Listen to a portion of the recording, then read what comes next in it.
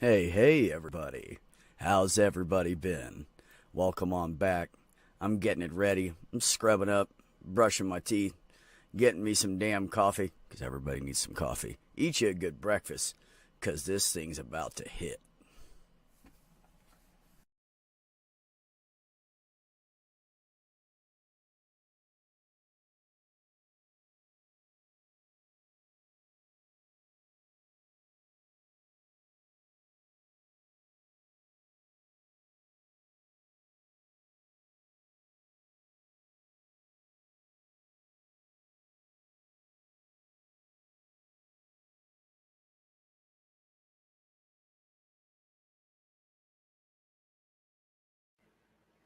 Ha ha!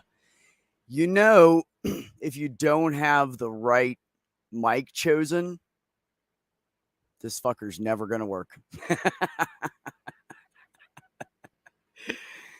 Okay, so let's try that again.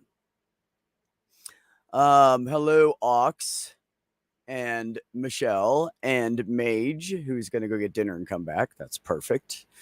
Hi, everybody. No, I was just reading off what Ox put up. Ox said, be happy, be as strong, be informed, be who you want to be. But most of all, don't be a dick. That is the rule of the channel. Absolutely. What's up, Brainless? How's everybody doing tonight? Tell me in the comments. What's going on? Do you have a day off tomorrow if you're not already retired? Like some people like Ox bastard. Yeah, tell me what's going on because I'm going to stream tomorrow. It's going to be at 4:20 Eastern. And for all of us people that sit at home alone on holidays, we're all going to hang out and have a fucking blast. So that's what's going to happen mañana. What is this all about? What is this all about? Well, I found a piece of the Bible I'd never seen before, so we're going to talk about it here in a minute, and then we're going to go off on something tangent that has nothing to do with anything about that, because that's how my channel goes. But, yeah, that's what we're going to do, folks. I'm just giving everybody a few minutes to get in here and shit. So, all right. So here is the passage. And this is off of that Bible gateway or whatever that everybody uses. So nobody can say they don't believe that because they all use this shit. Okay, so it says, it's Matthew 5:29 through 30. If your right eye causes you to sin, pluck it out and cast it from you, for it is more profitable for you that one of your members perish than for your whole body to be cast into hell. And if your right hand causes you to sin, cut it off and cast it from you. For it is more profitable for you that one of your members perish than for your whole body to be cast into hell.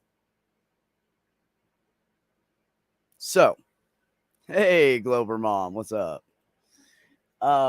So, of course, me being a trans guy, you know what I thought, right? So, if a part of our body is causing us to sin, SI, right?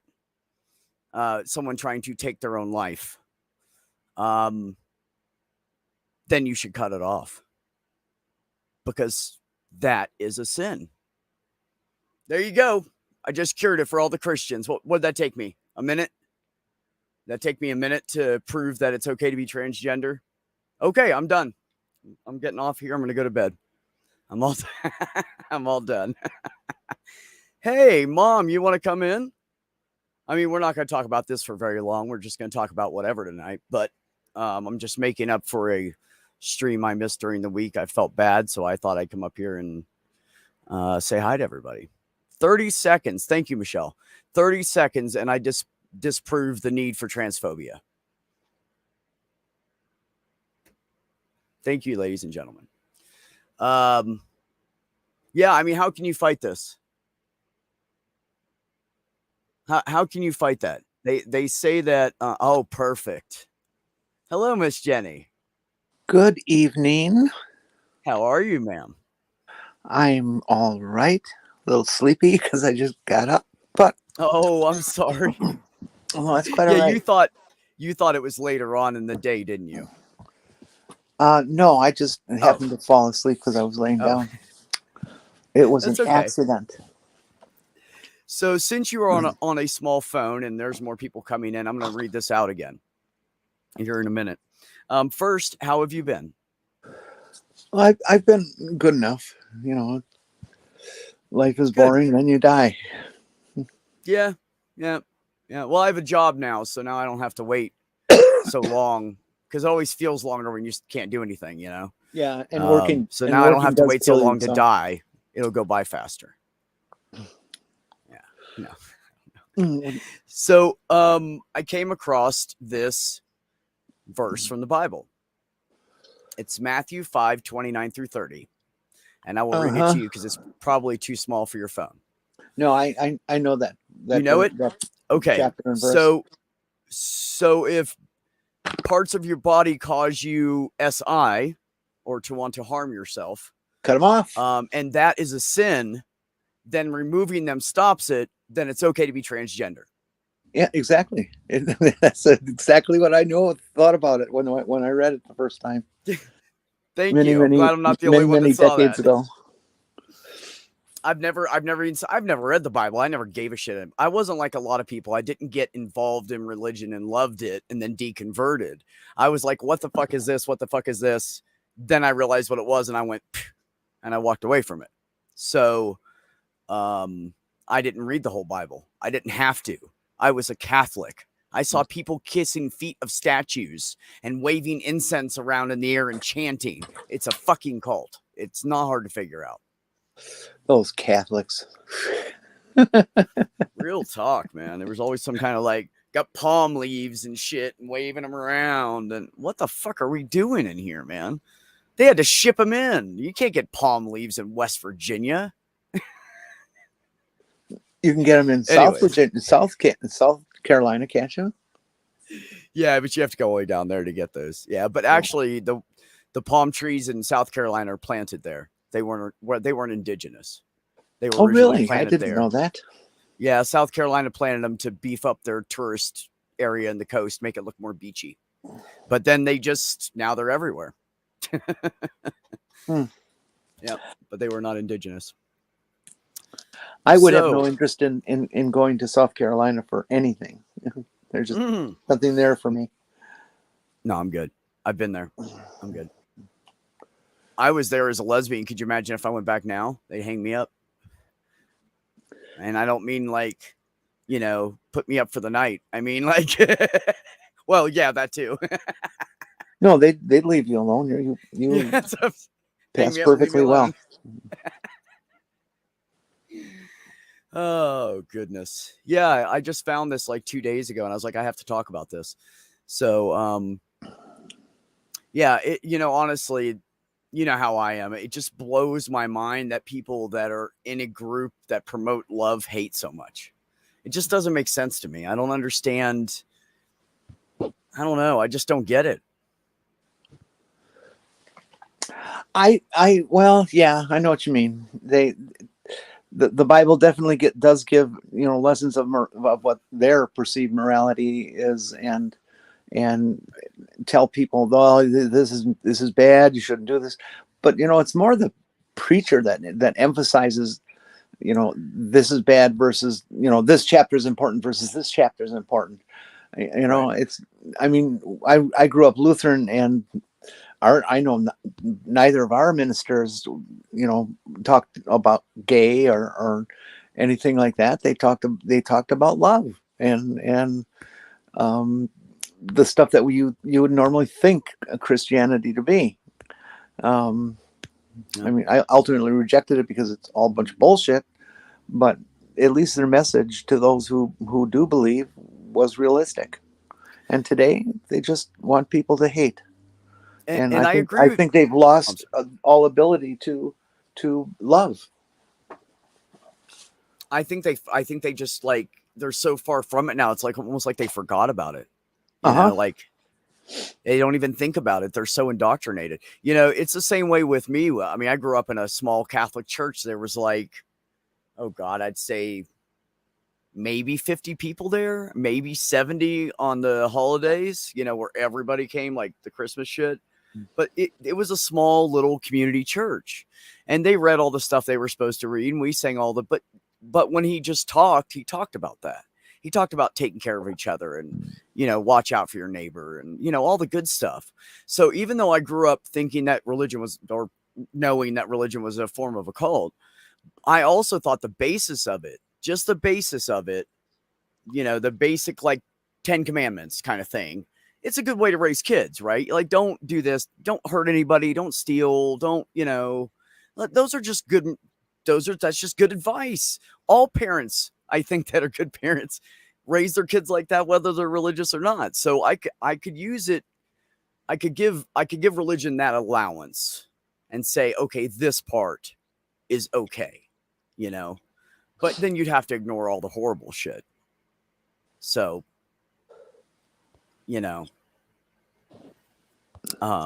but no, I agree with you. It was the same way in our church.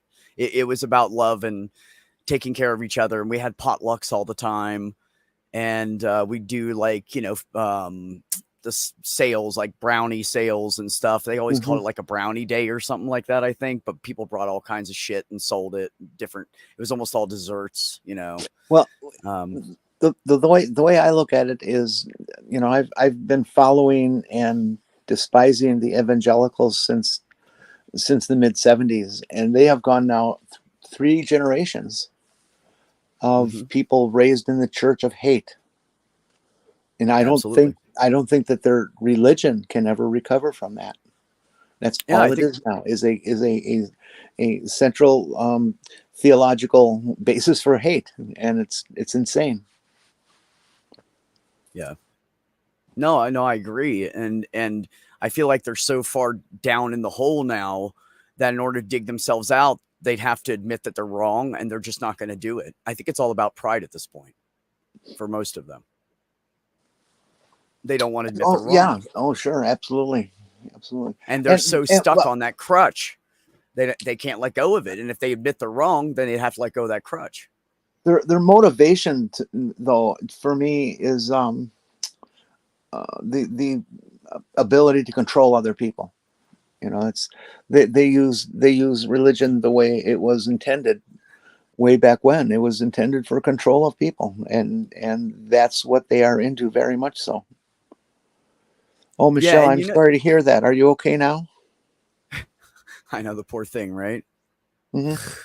What a pretty name, Michelle Ferguson. Are you Scottish? Hey, Native. What's up, buddy? How are you? I got Aaron Reese here, said, I grew up in a Southern Baptist, but my parents got tired of the children are to be seen and not heard crap and pulled us out of the church when I was 4.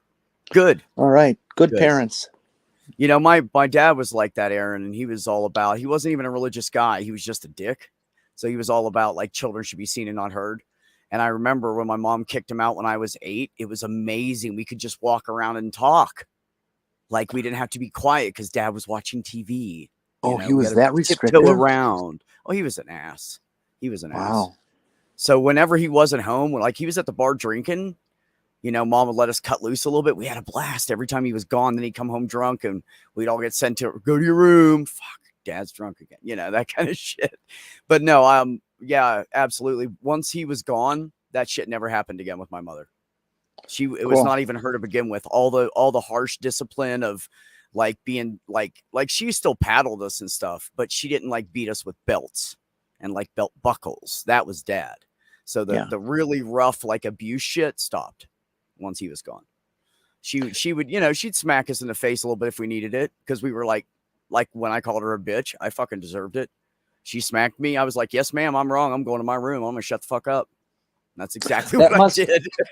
That must have been so changing for your family that not only is this person not here and not with us anymore, we don't hear his voice or benefit from what he does, if there is anything, plus all the stress that's gone. And it's just got to be a thing to make everybody one day, after they've left for a while, you suddenly go, oh, well, this is much better.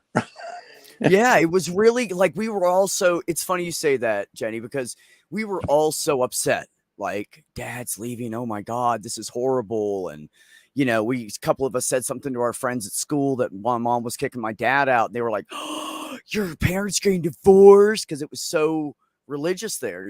Basically there was different kinds: Baptist, Methodist, Catholic, but there was a lot of religion in the area, and everybody was against that. And back then, women didn't leave men; men left women. That was okay. But because my mom kicked my dad out, she was crazy. This crazy woman thinking she could do it on her own. Well, she fucking did it. So to all those people that said that shit. Yeah, it was weird because we were all so upset and everything was a mess. And then time went by and things calmed down. And I'd say by the time like Christmas came around, we were a little sad. And by the time it was a whole year, everything was cool, man. Mom was happy all the time. And I mean, she was still stressed out. She didn't have 1 year mark, you have to have a party. Yeah, we should have. We really should have. Except one of our brothers, like the crazy one, went more crazy because of it. But the rest of us were all like, well, look how happy Mom is. I'm glad that's over with. We were all like, good. See ya, fucker. And then the older we got, the more we realized what his actions were and the results of those actions on our mother. Oh, I was done with him after that. I hit 12 and I found out a lot of shit about that dude. Oh, my girlfriend is here. He was gone for 4 years. Your girlfriend's here. Maya. Hi, Maya. Oh, I know. Of course, she's everybody's girlfriend, but everybody wishes. Oh, there's Miss J. Everybody say hi to Jay. Jay's new to the community. And she has a son who writes his own, does his own beats and writes his own lyrics and does stuff kind of like Oz. So we're all encouraging everybody to go show him some love. I'm going to have to see if I can find, actually, Jay, write his name of his channel in the chat for me, and I'll have Ox go find it because I know Ox can find it for me. Please, please. Let's see who else is in here. Spooky, hello, my friend. Sumami, hello, beautiful. Mark Caesar, what up? Hey, Rachel, what's up? That's it. And the beautiful Maya's up there somewhere. I saw her. I waved. Brainless Steel. I have never run into you before. Tell me your story. Brainless hangs out with Slim Cyborg. Oh, okay. Yeah, he's cool. Slim Cyborg's right-hand dude. So Slim's great. He's always up there with Slim. I was listening to some people have a conversation. I forget what it was on, but it was verbal, and they were talking about this guy named Slim, and he does all the and he does like this and he does like that and he's got this. It was like they were children, absolutely astonished at how this man could be who he is. I just smiled and laughed. Yeah, right. Yes. If anybody is not subscribed to Slim Cyborg, he does a lot of goofy stuff and picks on bad news, which I like to do sometimes, which we might do tonight if we get bored, but probably not with me and Jenny up here. We can talk for 5 hours easy. But he also does sideshows and he has lots of piercings and metal in all kinds of places. Yes, there too. And he hangs things off of things like, cinder blocks or a keg. So he's a pretty interesting guy. He does like sideshow shit all over the place and in bars and all kinds of things. So if you guys want to go show him some love, I'm sure he'd appreciate it. He's a good guy. Anyways, so that is that with that. Yes, I used to do a sideshow. Oh no! Until this one church kicked me out and said, "No, we don't do that in here."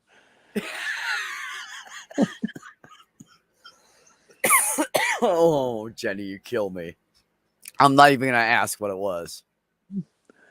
It was nothing. I didn't probably inappropriate. No, I know. No, there was nothing. I didn't develop the story that far. Usually you pause long enough to get at least a good, piece of a story out where it can be really convincing. Oh yeah, he does fire breathing too. That's right. Thank you, Tubian, and hello. I missed you there. Sorry. And 401 is here. Hello, my friend. Yeah, so there, see, I knew Ox would find it. Thank you, Ox. Yeah, you guys go check out that guy's music, man. He's a young kid. He's like 18, I think, or something, Jay. 19, and he's writing all his own stuff, and he's doing his own mixes and everything, and it's pretty good, man. He's got some talent. I think he's gonna, if we can get him out there, he might just be huge. So thank you for that, Ox. I appreciate it. Anyways, back to the topic. Yeah, no, I don't know what else it could be, but mostly just the ego thing for them, for Christians to just hold on to that crutch, and I just don't think they want to admit it. I don't think they, it's like, well, we've been in this for how long now? How many hundreds of years? Now we're going to say it's, well, plus the higher up people that are actually intelligent and know it's bullshit, they're making so much money off of it. They're not going to say anything. Oh, no, of course not. So then what do you have left? You have left the simple-minded people that believe whatever they hear online or on TV or in church, and there you go. And then they limit their access to good news channels, and they give them like CNBC and CNN and Fox. Like, oh, that's going to do some good, So all they get is swayed opinions. They do not get facts. So those two combined, it makes for an ugly neighbor. I just can't imagine ever, or I can't imagine what the circumstance would be outside of maybe arrest and solitary confinement that would get somebody like a Joel Osteen to tell the truth about what his practice is, or give it up and go live in a 3-bedroom ranch house. Right. Why would you do that if you have as dicked as he does? Yeah, exactly. I mean, people just throw money at him.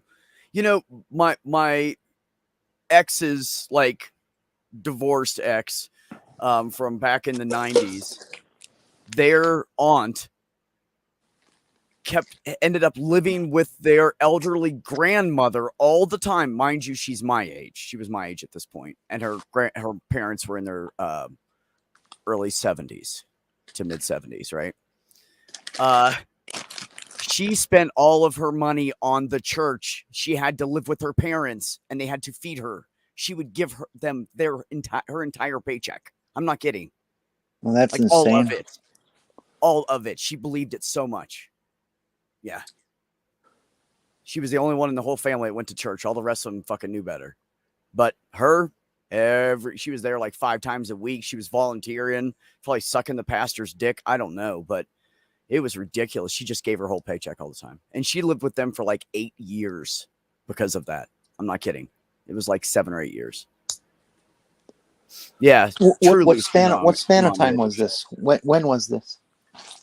In the 90s. Oh, okay. That's perfect time. It was in the 90s, I believe, where the evangelical movement or the evangelist movement, I don't know which one to call it, started to get into that seed theory preaching, where they're saying, oh, you put money into the church and it's going to come back to you by 10 times, 100 times. You're going to be rich. You're going to be rich. And all it did was suck people who can't afford it down even worse. While the preacher got his new jet. Yeah, exactly. Yeah, no, you're right, Aaron Reese. They thrive on desperation combined with the need for easy answers because introspection is difficult. No, it's not difficult. I think it's impossible for most of them. And remember, folks, when you look at people's IQ levels, you have to remember something. That the IQ scale is actually swayed high because so many people study for it and take it over and over again to get a higher score because they're all trying to get to 200. So remember that, 30 years ago, they were more reliable. It's not reliable now. People are actually more stupid than you think. So keep that in mind. I took an IQ test once when I was in, that would have been junior high school. And that's been on my permanent record. Remember how scared it used to be about if something bad goes down on your permanent record. You know? Oh yeah, right. Like it was something big, and now they're just like, "What were your grades? Okay, you went to high school." Like that, nobody cares. Nobody cares what you did in school. Jim All those Baker is fights dead, I I got believe. in, nobody knew. Nobody knew about all those fights. Atheist. I think Jim Baker is dead. Yeah, I think that was the joke. That he was. I think that's what he was saying. Oh, I'm sorry. I think he was. He's a smart ass like you, Jenny. He's going to elaborate on your jokes. You take the collection plate, throw all the money in the air, and whatever God wants, He keeps. That's right. That's right. Which one in that joke said that? Was that the evangelist or the Baptist preacher? Wasn't it?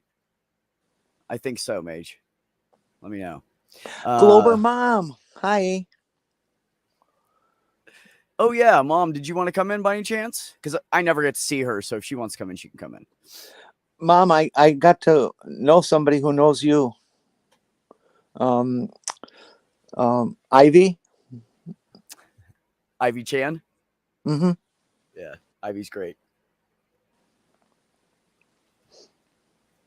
Also very funny. I did the math. Kenneth Copeland could fly first class from Dallas, Fort Worth to London and England every day and back for over 70 years with what one of his jets cost. Well, there you go. Now, what's the excuse for the fifth jet? Because I believe he has like 3 or 4 now. Jay says, I used to work for I heard him mortgage. explain why he can't do that, Commander. Because the commercial airlines are filled with demons. Yeah, they're called regular people that are poor. Those are demons. Yeah, demons. Yeah, we all know what it is. He's too good for everybody. You know, demons, everybody being infiltrated and victimized by demons seems to have really gone up in intensity in the last 5-10 years, maybe. Yep. Everything is it's a demon. It's a demon. Anything I don't like is a demon. It's just ridiculous, especially and as being a trans person, I'm so sick of them calling me a demon. A, they don't exist, and B, are you that stupid that's the only thing you can come up with? Is that your best? You know what kills me about it? Like, okay, I'm 52. I know who the fuck I am, and I know I'm a good person, and I know I care about others. I am literally a better person than like 75% of the fucking people that call themselves Christians. And then they say we're immoral. Like, dude, shut the fuck up. I guarantee you the amount of homeless people you've helped in your life, I can multiply by 10. Easy. And that's just one example. Like, don't tell me that you're better than me. Fuck you. I saw a guy who it was on TikTok. He did the whole thing by the numbers, and he took the official counts of how many homeless people there are, how many homeless vets there are, how many other people with difficulties who are living on the fringe of society and right. Need our help. But the programs are never big enough, so they never get the help that they need. Truly. Yeah. He also took numbers like how many people are in this church? How many churches do they have? How many houses are sitting unoccupied right now? And as it turns out, basically, if you took all the people who need something really badly to continue to live, and you split them up evenly amongst the churches, each church would only have to support 1 or 2 people. I said that last year. My ex-brother actually gave me that information. He looked it up and did all the fucking math on it because someone was talking about it, and he came up with the same fucking thing. And then he found someone on YouTube that did the same thing and came up with the same numbers he did. Each church would only have to support 1 person. So why do we have as many people out there needing help as we have churches? And demons. Still out there needing help. That would be the demons. Right. Jay said, I used to work for a mortgage company, and there was a woman who was in foreclosure. She had enough money monthly to pay it, but paid the church, which is why she was in foreclosure. God, that's tragic. It is. That's how brainwashed they had them. Hello, What's Miss tragic Purple. about it is not that she was willing to do that, but that the Yeah. church wouldn't step back and say, "Whoa, wait a minute! Look what you're doing to yourself. There's no way your God, according to the type of God that's supposed to be in the Bible, There we there's no go. way your God wants you to do that. God said tithe, not 100%." She said God will take care of the foreclosure. Wow. Yeah, Okay. God I works for the wonder if banker she's. too. I wonder if when she got to the woman's shelter, she was still saying God this, God that. Aaron, I will declare you a demon. You are a demon. So there you go. Now you know. It's as valid as an evangelical could be. Well, apparently all you have to do is say you're part of the LGBTQ community and you're a demon. Oh yeah. Mm-hmm. I know, right, Aaron? Aaron said, I love how he talks about demons while looking like Satan himself. He does. And if you see him get mad on those little clips people catch him on, and he's like, "Arr!" And then he's like, anyways, I have to leave. And I'm like, you're fucking crazy, bro. Like, Copeland is literally fucking crazy. He's nuts. I saw this. And I think the reason he's nuts is because everybody lets him do whatever he wants because he's a white guy with money. I saw this absolutely hilarious TikTok. There's no way I could quote it accurately. It was, first of all, it's 3 minutes, and it goes through all these convolutions and what ifs and what is that and what is that.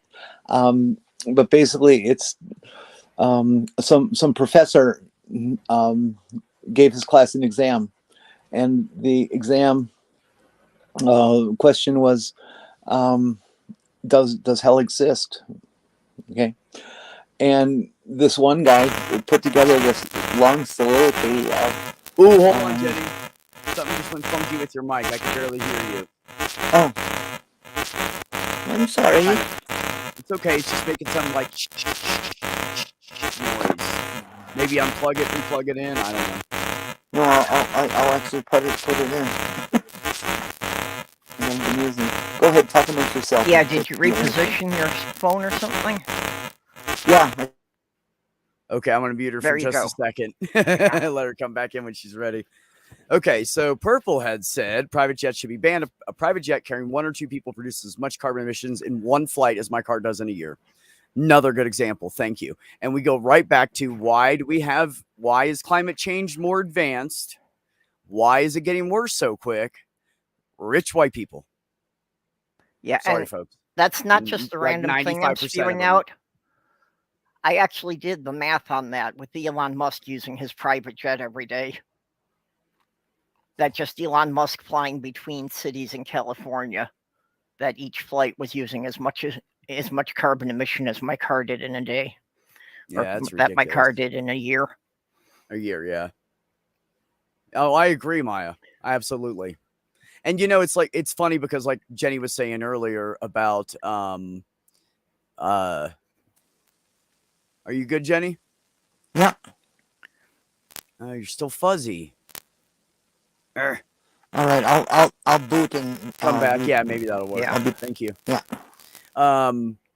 So what Jenny was saying was damn it, what was I saying?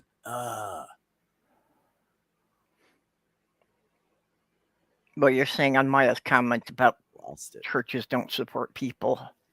Yeah, it was some comment kind of off the side, but not a direct thing to that. I don't remember. I'll remember in a minute. Yeah, but it's really see, sad now, these people. You can't even use that brainless because the people are not of the same religion. That is why they don't help. No, that's bullshit. Because they all tout the same thing, that they're supposed to go out and help their fellow man. So it doesn't matter the people on the street, the demons, doesn't matter what religion they are or aren't. To them, it shouldn't matter. That's not what their Jesus told them. So yeah, they it can't even shouldn't, use but that. in practice, he's right. Although I appreciate the devil's advocacy.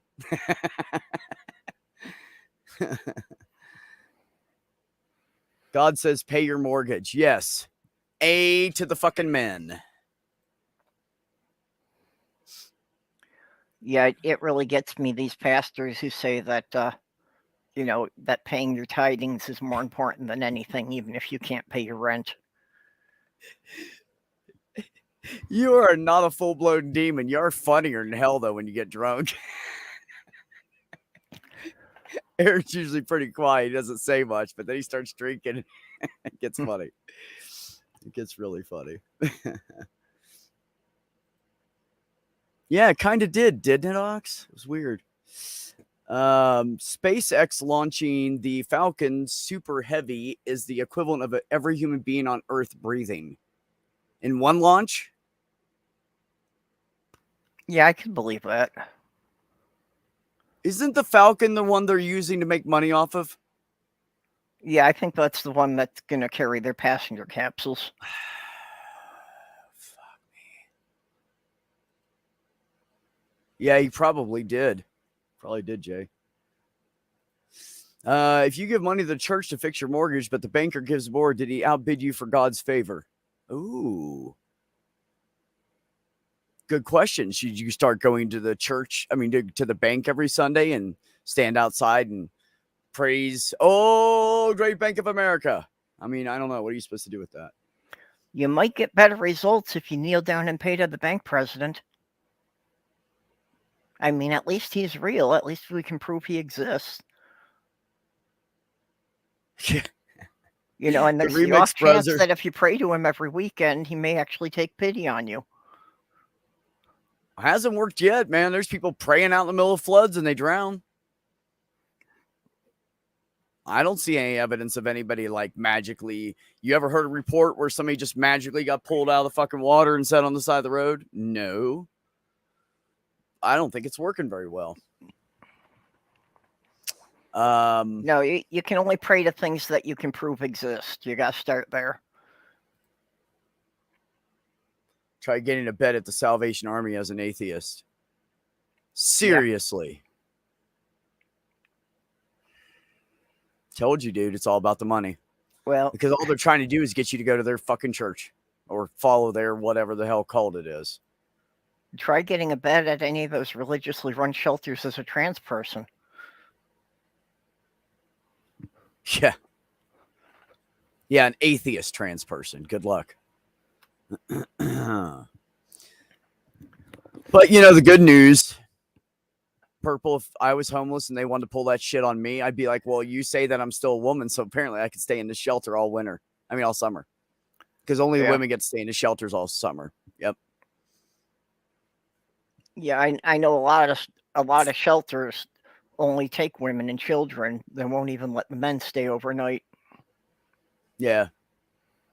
That is not true, Maya. I would mind you all day, baby.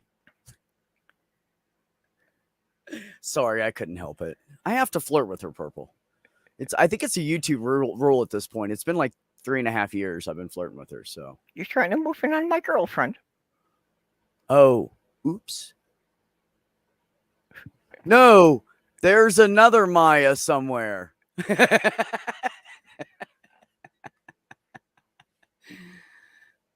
Bank loans have a better interest rate than Jesus, but not by much.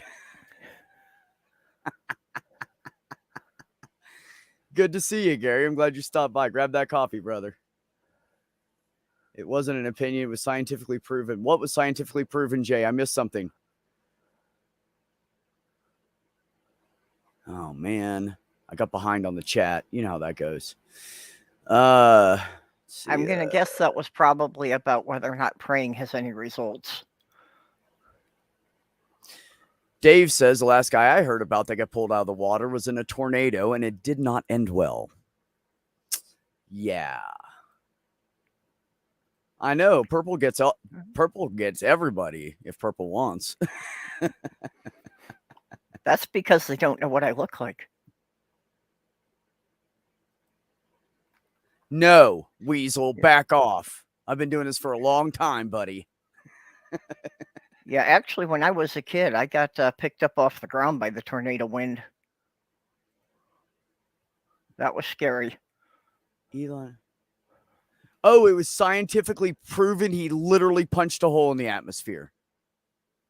Oh, I didn't hear about that one. Oh, okay. Now so his rockets are putting holes in the atmosphere? Yeah, Elon Musk. Okay, how's Jenny doing now? I don't know. How am I doing? Oh, now you you're sound good. perfect. You're right back to you.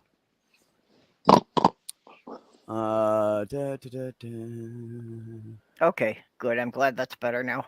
What is scientifically proven? That That Elon Elon Musk Musk punched a hole in the atmosphere. in Oh, California, above he California. did. Yeah, so his rockets are making a hole in the ozone. Is that what you mean? Well, then don't all of them when they go through it? Well, that's what I was wondering about. Or is it just because he keeps launching from the same location that they've made a hole in that one spot? Well, NASA and the atmosphere moves all the time. Yeah, I don't know. They're crazy whoever's saying that stuff. I mean, yeah, All the he's time. making a mess of the upper atmosphere just because he's flying at all, but he didn't punch a hole in it himself. Yeah, well, had also been talking earlier about the carbon emissions involved with his launches. Mm. No, It's you like, misunderstood, Well, NA. Just Weasel can't. There actually might not be as much as you think of that. I'm not sure about the SpaceX, to be honest, but I know that the NASA SLS just burns hydrogen and oxygen, and the byproduct of that is pretty much just water. Okay, so what the hell is SpaceX using then? I have no idea. was it just hydrogen fuel? There wasn't anything else in there? Well, oxygen's the catalyzer. Yeah. But what about the solid rocket boosters? What were those? Oh, that's a different story. I don't know exactly Yeah. what those are. Those are probably pretty messy. I forgot about those. You're right.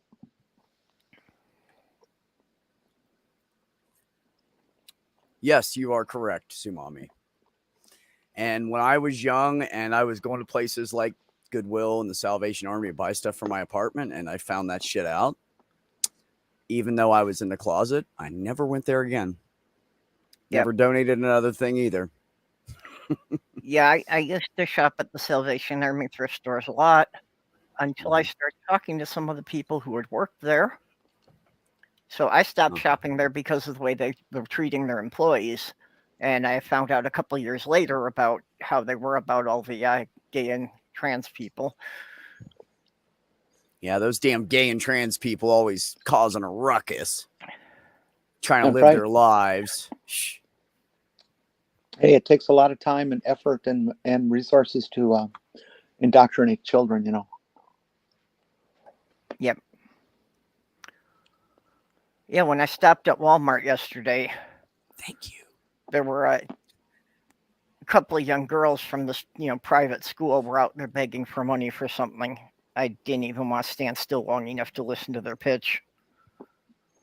If Okay, people can be ladies. sending their kids to a private school, they shouldn't have to be out there begging for money. There's something wrong there. Yeah. Don't you love it when rich people say shit like that?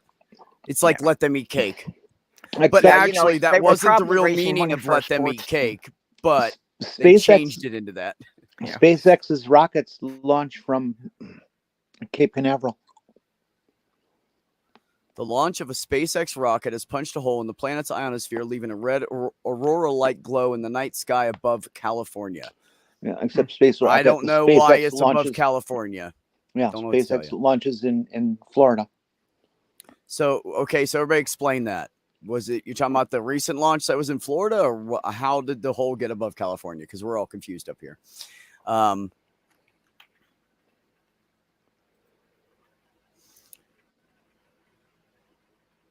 Yeah, that's every big city, unfortunately, Aaron.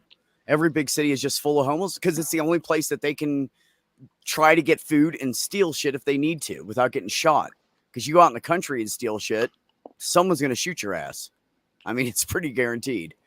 You have a better chance of stealing shit in the city. There's cars left on like here, the homeless people, if you leave your car unlocked, they're going to clean it out.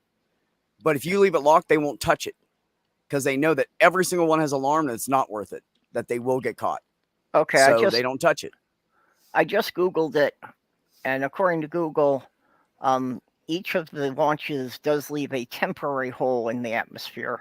So apparently it closes over after a bit. Yeah, and that sounds perfectly sensible. Yeah, the Yeah, rocket's absolutely. exhaust fumes react with the Earth's ionosphere, temporarily creating a hole in the layers of ionic gas. 401 said solid rocket boosters are a mix of rubber perchlorate and aluminum and iron powder. I can't talk. I'm high. Oh, Sorry. okay. Well, Well, the perchlorate's pretty nasty. Perchlorates are generally a carcinogenic, but iron, it's not going to be very bad. We have iron in us.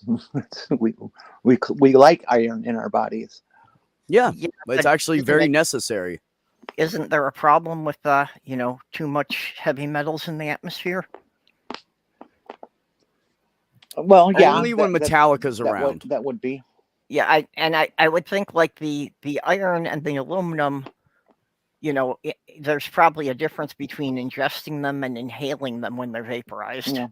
I mean, I'm sure that every rocket NASA launches or SpaceX launches or the electromotive guys out in California and one other company down in Australia, I'm sure every one of them pollutes and probably pokes a hole in the ionosphere.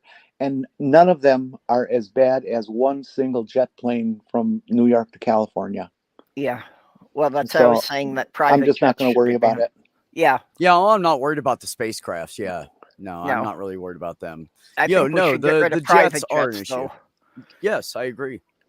There's no need for it. A jet that's we only have carrying a couple of people, as opposed to a commercial jet that's carrying a couple hundred people.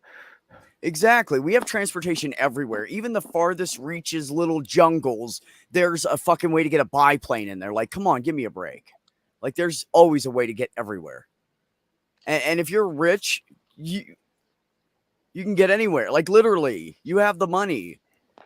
But it's all about keeping you away from the demons. Them regular folk, we don't like them. Yeah. They ain't rich enough. Yeah, they're worried about brushing up against somebody who might scuff their clothing. Ooh, you could rub up against me if you'd like.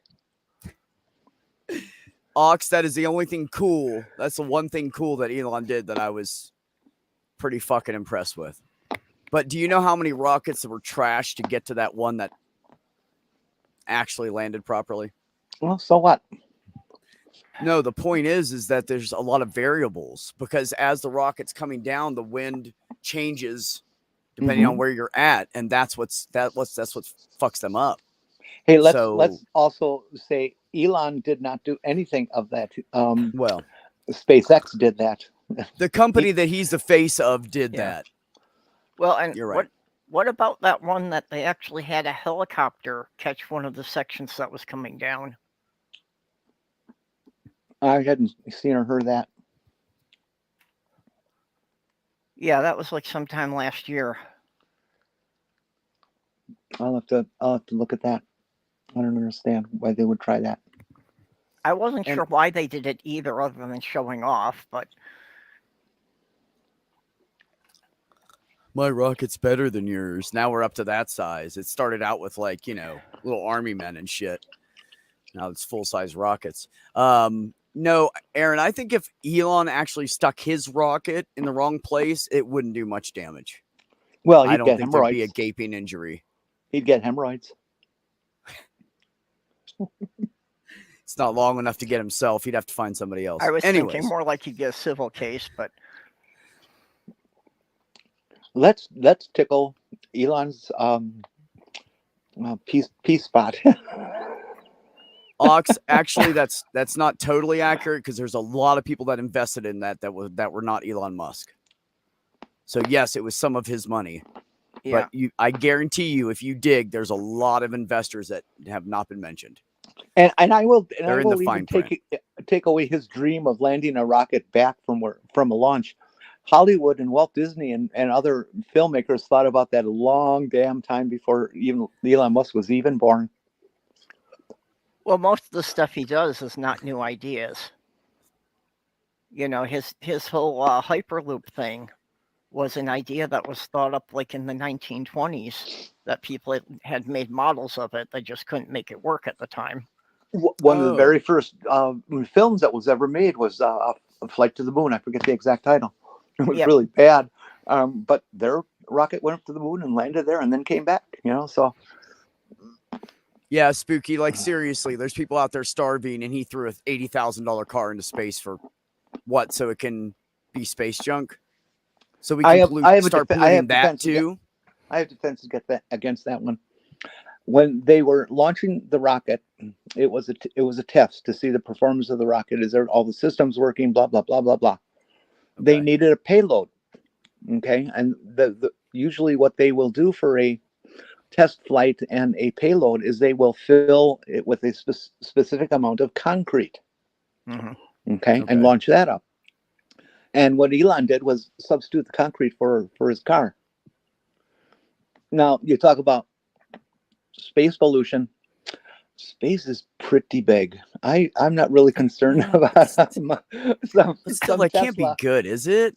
Coming back into somebody's atmosphere and burning up. I mean, come on. This little bitty thing. Would it burn up entirely? Oh yeah. Like gone. What happened when Skylab's fell out of orbit? Mm-hmm. It depends on where. If it fell into Mars, I don't think so. Mars has got a very, very thin atmosphere. There's certainly friction, but I don't know if it could melt a whole car. Yeah. Oh yeah, it would. When Skylab fell out of orbit, the biggest piece of it they could find was what they couldn't even positively identify, but they thought it was like half of one of the oxygen tanks. Yeah, it was. Everything else either burned up or landed in the ocean, so they couldn't find any other pieces. That was fun. What everybody went through with that, producing. It was the first "I Survived" T-shirt. Yeah, I survived Skylab landing or re-entry or something like that. Well, they had planned to do a controlled deorbiting of it, but because of the setbacks with the space shuttle program, they weren't able to get back up there in time. Because they wanted to make sure that it would come down completely in the ocean. But since they weren't able to get extra fuel up to it to, give it another corrective burst, that's why part of it came down over Australia.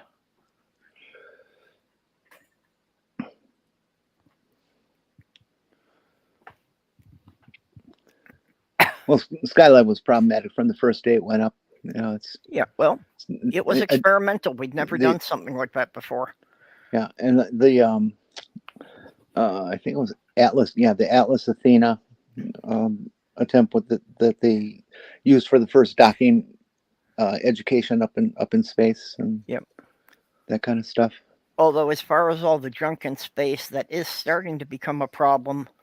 Now that we have thousands of satellites in space, that a small part of debris, like one bolt, if it hits a satellite while it's orbiting, it's going to knock that satellite out of orbit. Yeah, but they know where every one of those pieces are. Yeah, Isn't that amazing? I'm saying they're getting more concerned about it as we're trying to put more satellites up there, because it's getting harder and harder to be able to put a satellite up there without being concerned that's going to hit something. Jenny is a well-known shill for #Big Auto. Big Auto? No way. Smaller auto maybe, but not Big Auto. Yeah, Jenny's a shill for Fringe Auto. I'm a shill for Independent Auto and BMW. Yep. BMW is one of the world's smallest car manufacturing companies. I think they used to be the smallest, but they've gotten bigger. You do know that's impossible at this point, right? There's no turning back. There's no fixing it. Ox, we have the resources to do both. Just like we have the resources when somebody says, "Oh, we're giving all that foreign aid to blah blah blah blah blah," and and what about our own starving people? Well, we have the resources to do both. Get your politicians in gear. Well, we can afford that. I think we should put solar panels over part of the ocean to give everybody electricity and to reflect back some of the sun and try to save our oceans. That's the only thing I can think of that would help. Anybody? Would that help? Anybody? If you're blocking the sun from the ocean, you're starving the plankton. Well, I understand that, but I'm not talking about the whole ocean. I'm just saying large parts of it in certain areas, like where there's less life. I'm Well, not talking about like solar top of all the panels still have a vegetation and shit. problem of the material and the energy used to fabricate them often doesn't really pay off in the long run. Because, Well, between mining the materials and the yeah. manufacturing process, and then what do you do with the scrap after they're no longer useful? You recycle it. Well, no. Now that's not true. Solar panels can be refurbished. It's just that people are too lazy to do it, so they just buy new ones, and then the companies refurbish them and sell them as refurbished, and they're like brand new. So they can be refurbished. I know that for a fact. I knew that theoretically they could be refurbished. I didn't know anyone was doing it on a commercial level, so I didn't think it was cost effective, and they were just junking them anyway. Santan Solar in Arizona does it. Go ahead, Jim. I know a guy who has a moderately large small business, and all they do is rebuild wind turbine. The head up on top that actually is doing the job. Okay. They rebuild all those. Well, that's good if they're reducing some of the manufacturing involved with them. It's really kind of cool. He had me out to his plant because he kept a car there he wanted to restore. He wanted me to assess it and estimate it and things. Mm-hmm. And he gave me like an hour worth of tour of the facility, and just stand there with one of these wind generators. They're fucking huge. Thank you. Like how do you even get that up to the pole? It's amazing. Yeah, I know a guy who actually does the maintenance on those, that he has to climb up to the top of the wind turbines in the North Sea. Mm-hmm. That's a really good idea, Aaron. There's some companies that have been working with algae as a way to remediate smokestack pollutants, that they feed the smokestack through some algae, particular type of algae, and it is able to suck up the bad stuff and spit out the good stuff. So why we're not doing that? Because it's too expensive for them? Is that what's going on? Well, anything you invent has to start off small, and then it gets sized up. And sometimes when you size stuff up, it either doesn't work as well, or is far too expensive, and it doesn't pay off to do it. So they don't.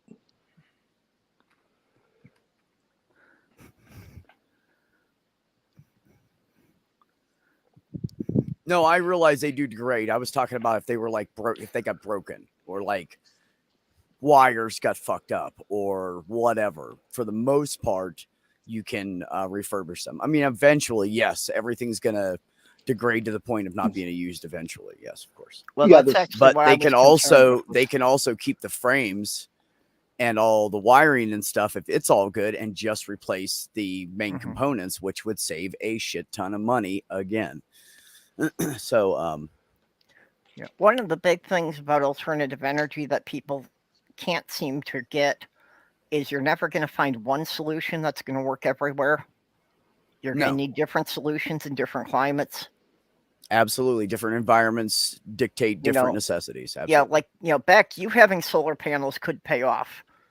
Me having them up here where they're going to be covered in snow half the time, not so much. No, not in a very... Well, I mean, that's not totally true. Well, no, but I mean, you get because you can get the movable, you can get the kind that are movable, and you can tilt them and let everything fall off and then tilt it back. So they make them all, they're not the same like they used. They used to be just kind of fixed. They're not like that anymore. They have all kinds of tricks. And they even make like extension poles. You can just walk out there and just scrape the snow off and you have your power back. Like there's ways to get around it. You haven't been up in a Minnesota winter. The snow doesn't necessarily fall off of vertical surfaces. Oh, no, I understand. I mean, I'm not talking about you putting it on the ground. That would be stupid. You do no, but I mean like putting it on a house roof. Most of the solar panels I see are on the ground, or on a roof for a residential application. Yep. Yeah, exactly. It depends on where you live. It depends on the land the person has. It depends on the amount of sun they get. It depends on a lot of things, of course. Well, it's very much a site consideration because, even two houses that are even like half a mile apart, one might be a good location, one might not be, just based on, is there a hill or is there a lot of trees that are going to put too much shade on the area? For any of you out there who own a home and are interested in uh, electric, panels and stuff, check. God, who do you talk to? Probably the power company for your area would be a good place to start. The government signed a bill where there are certain states that they want to heavily encourage to go into solar, that they are giving away the entire system. Okay, and it increases the value of your house, but it does not increase the tax base because they don't tax those as property, again, to encourage it. So check But you around have if to you pay have. the taxes. Yeah. You have to pay the taxes on that solar stuff, though. Well, yeah, you'll pay No, when you install it, it is not a taxable part of Yeah. your property. not when you No, install. I'm saying It's just- having it in when they say they give it to you for free when they go to install it. Everything that was bought, you have to pay the taxes on. Okay, well, That's the that's not catch. bad. That's what they're doing down here, at least. But it can be super expensive for some people. Yeah. Well, I'm not I hear talking like $2,000. installations go from 20 to 50 grand for your basic average residential. Yeah. So what, 5% interest? Well, the sales tax. I don't know. Sales tax is like 7 to 10%, depending on what county you're in up here. Okay, 10%. Well, yeah. You're talking $5,000. Yeah. Getting a Yeah, whole but it's still- system, $5,000. I'd do it in a Yeah. second. Oh yeah, if I could find $5,000 laying on the street, hell yeah, I would. Well, Well, you and I see, think I wind just and go solar. out. I just go out hooking, so that's not a problem. Well, I do have they call it a solar generator. It's not a generator. It's actually just a big ass solar battery pack, and it comes with solar panels, and I can add to it whenever I want. And that thing gives off enough to run my refrigerator, and I wouldn't be able to do I'm not sure. I haven't looked at it in a while. I might be able to do my AC and refrigerator together, but I think that would be the only catch. I think I wouldn't have an AC. It would either be the fridge or the AC. So I might have to use like a cooler, and when it's hot out, to keep my food cold. Yeah. Don't care. You Well, know the what I mean? wind and solar can certainly help a lot, but I do think that we need to be going back to nuclear. I don't think that we're going to be able to do this without nuclear power, in the time it'll take us to transition off of fossil fuels. You're probably right with that, unfortunately. But the one thing I really would want the nuclear industry to do is to take a much harder look at some of the non uranium isotope systems, and more of the like the thorium systems, and I think there's some salt-based system or something or other that some of just them do not produce the kind of waste that they do. Yeah, that the leftovers are not as toxic or as radioactive. Well, it's I'm living only about 40 miles from the Monticello nuclear power station.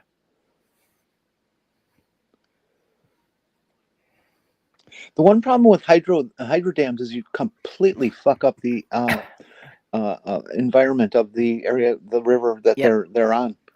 Look what it's doing out in the state of Washington. It's destroying the salmon population rapidly. Yeah, and I forget the location, but there's an area that an environmental group is trying to make them take down one of the dams because, like you say, it screwed up the salmon population. And as a direct result of there being less salmon, the orcapod is dying out. I lived in Milwaukee before I moved to Minnesota, and we have the Milwaukee River that went through. Nothing like the Mississippi, just your small average river. It's just not a big deal. But they had 3 different dams on it, and they weren't even for power. I think they were just for flood control. And they got bug up their ass, and they removed them. And the entire characteristic of the river valley changed. Everything about it changed. It actually started to have banks that you could walk on, places where you can fish, places where you can put a picnic table and a blanket and all that kind of stuff. It just totally changed everything. Deer started to come into the city now because they can walk down the corridor of the river. And it was just it's marvelous what they did. Yeah, tsunami. Different orcapods actually have different primary prey. That some of them eat mostly salmon. There's a pod off of Africa that eats mostly sharks. So just depending on the area they are and what's available, they'll specialize in different types of prey.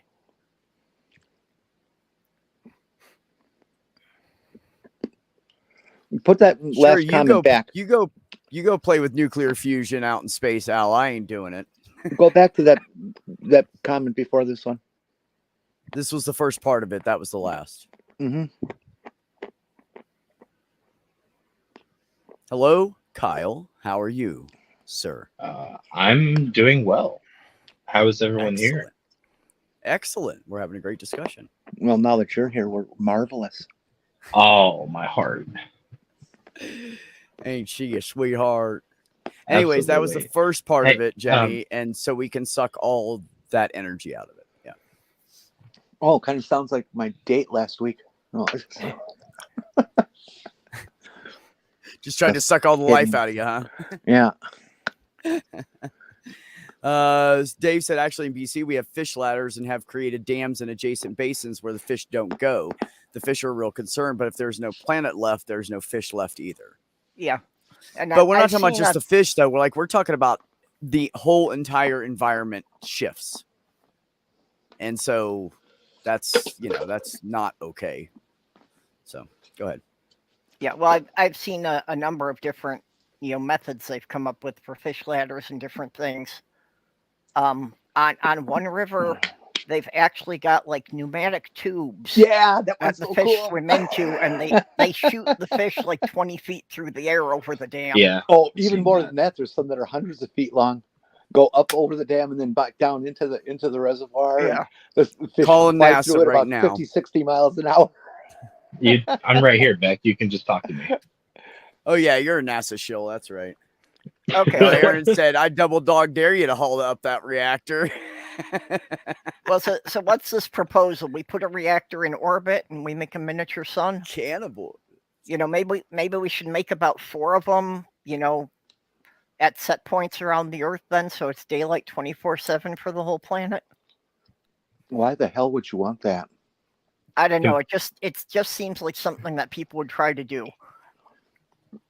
Corporations would do it. Corporations would do it because then they don't have to pay anybody the time and a half for night shift. I think you would drive people insane without night.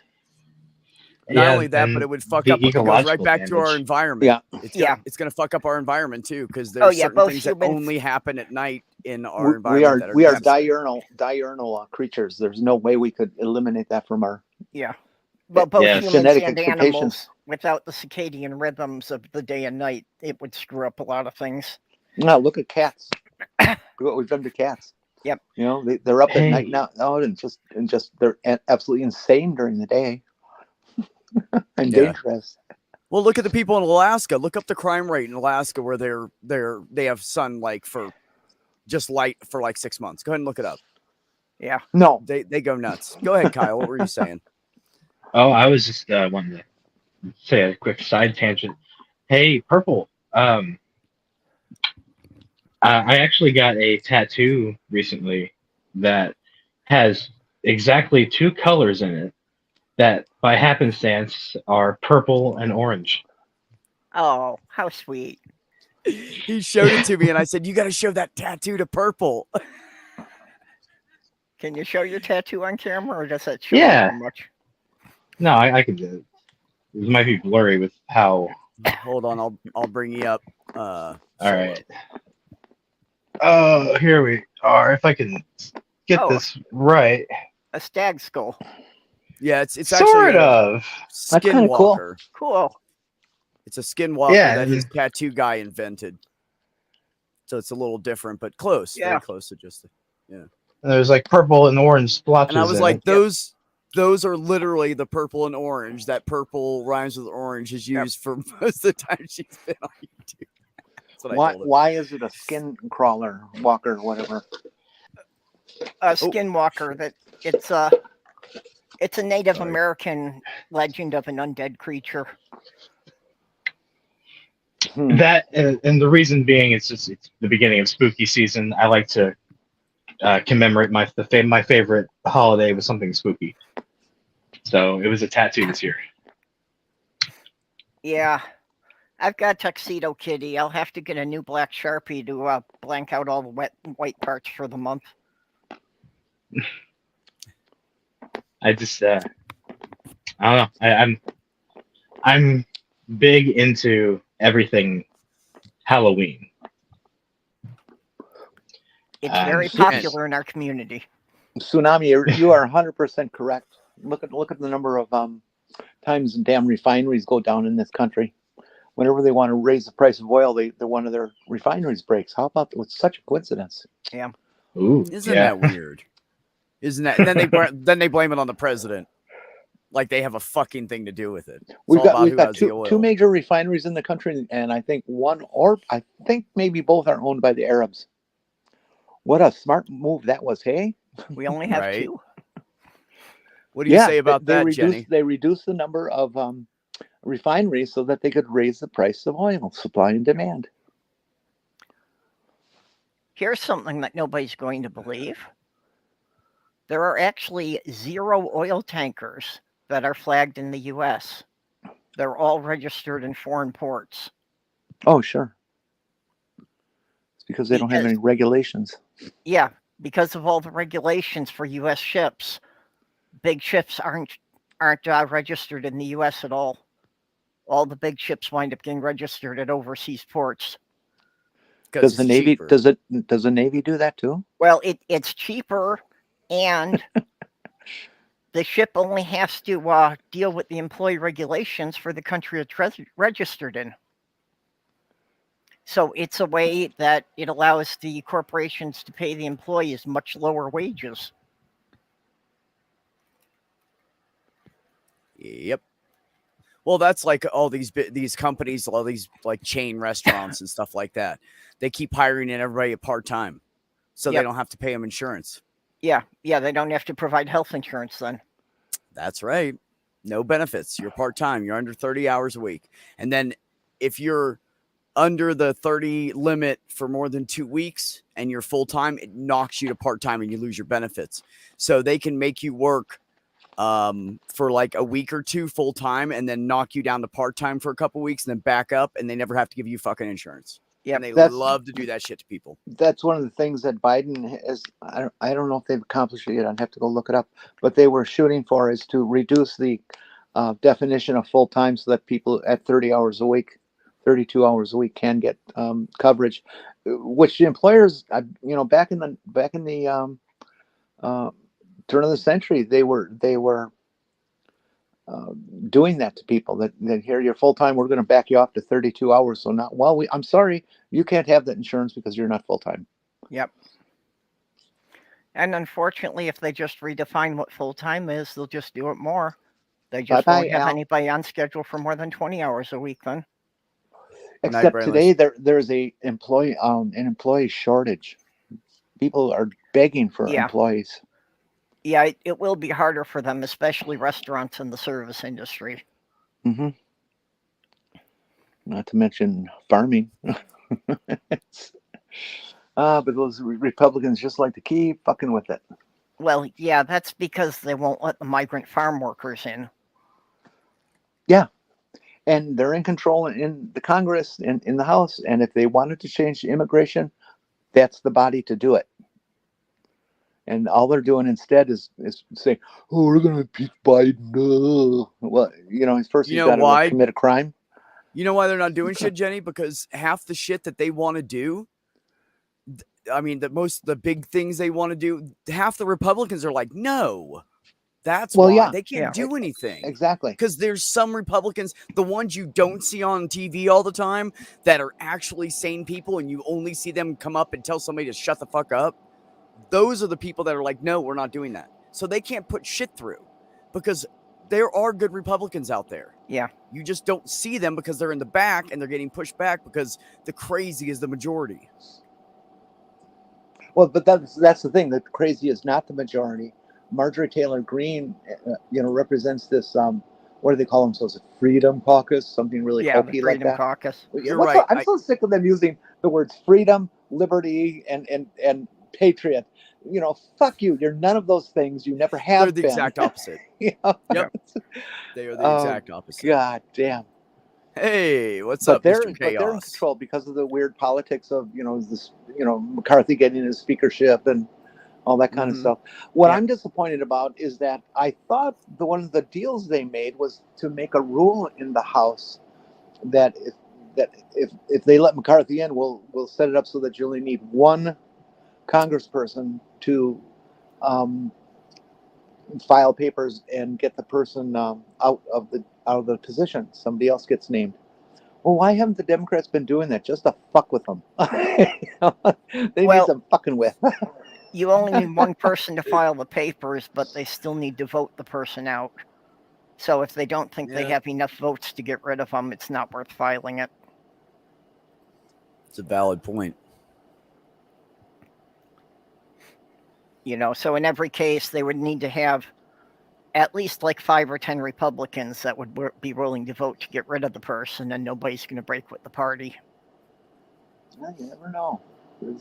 There are Republicans who are absolutely sick of the direction of the party. Oh, yeah. Well, there are Republicans who are very worried because at this point they think the party's so splintered they don't think they can win the next election. Jay West, I want to marry you because you know what you're talking about. Jay's great. And she's funny, too. We're all joking around over there in Oz's streams late at night. I don't care about any of that stuff. I just want to know if she's lesbian and likes really old people. Well, there you go, Jay. Are you a lesbian? And if so, do you like really old women? Jenny wants to know. Because you show intelligence and I'm only let's just say it's only 68. outside of our community, so we're not used to it coming into it. Jenny's not really old. She's just barely past retirement. My birthday is September 30th, and I'm deciding, since it's going to be my 69th, I'm thinking maybe I should either not admit that and just say from here on for the rest of my life I'm 68, or if I should use 69 as the hold pattern. Well, 69's a better number to hold at. Yeah, but only for a little while, and then you get tired of it and you just say, let's fuck regular. Yeah. I knew. I was waiting. I was waiting for the punchline. Thank you, Jenny. Well, you knew 69, somebody had to make it a sex joke. It was just a question of who got there first. Well, it's one of our society's special numbers. Yep. No, I absolutely agree with who said it. I don't know how the fuck Maniac Marge got elected. I have no... I'm telling you, these people are seriously brainwashed. They're like Christian and brainwashed because of Trump. They're like double dumb. Marjorie Taylor Greene lives in a district that is 80% Republican because it's been gerrymandered so bad. It's virtually impossible for any Republican to lose because just by the number of people who will vote straight Republican ticket, they're going to be in. And it's one of those county areas where when they talk about the Deep South, that's what they're talking about. She lives in a town that basically kicked all black people out. Yep.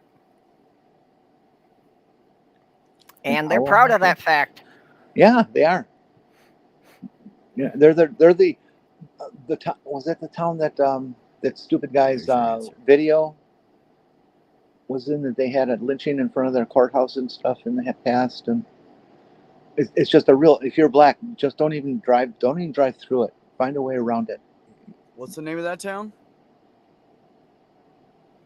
We need to just drop a bomb on it, military style. Jay, do you happen to live in the Midwest, like Minnesota?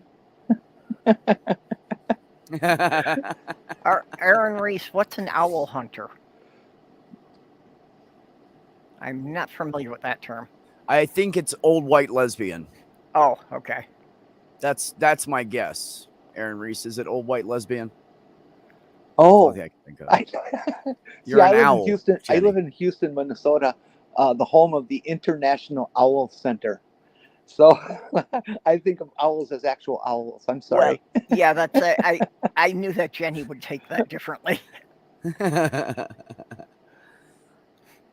Yeah, because they voted for her because they wanted a fuckable president. Yeah.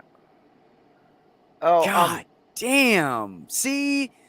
It's like God said. Only gave Adam enough blood to run one head at a time.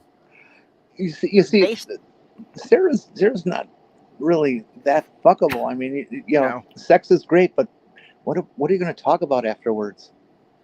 She's looking better at than looking at Bobert or Russia. fucking Green, who looks like some rapper's ex-wife that he's got to fucking pay for still. Based on Like, some she's a statements she mess. made last week, Marjorie Taylor Greene is hinting that she could be Trump's running mate in the next election. Yeah. Oh, that would be so great. Well, no, She's trying to drop hints so Trump does it. That's what she's trying to do. Well, if Trump won and she became vice president, that means if somebody assassinated Trump, Marjorie Taylor Greene would be the president. Mm-hmm. So you better take them both out. Yeah, or if Trump just dropped dead from a heart attack from too many Big Macs, either one's a real possibility. Oh, pretty soon he's going to be huge, man. He's getting so big. How do you know it would be a Big Mac that did that and not a KFC? Yeah. No, because he loves McDonald's. But it's his favorite thing. The point is, he's a child. What a nightmare she'd be if she actually had that kind of power. Do you guys ever wonder when he was in office how much money we spent so people could like get McDonald's deliveries for him? I actually felt sorry for the White House chefs because it's like, he's got some of the greatest chefs in the country on call. Yeah, and they're having to get him McDonald's food. How insulting must that be? Like Melania and Barron are over there. Thank you. What the fuck is wrong with you, bro? Eating the real food. Well, the kitchen staff is probably just looking at each other and going, "Hey, we got all this 4 years budget for really great food. Let's enjoy." Yeah. Ventura County, a block from the beach, Jenny. You'd have to go on vacation. What's that, Kyle?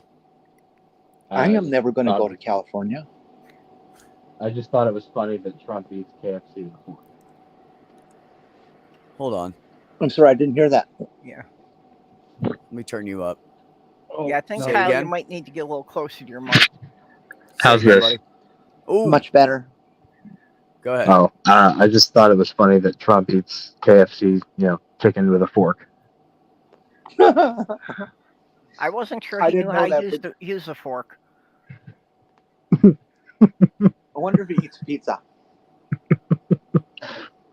With a fork. What's up, my buddy? Hey, good looking. How you doing? Skits is the only guy I flirt with. Hey, Skits. I just like to flirt with him. Skitsy babe. I think it embarrasses him, so I like to do it. Skits is one of the nicest. Sugar daddy. He keeps sending me presents every month. Skits is one of the nicest people in the entire psychiatric wing.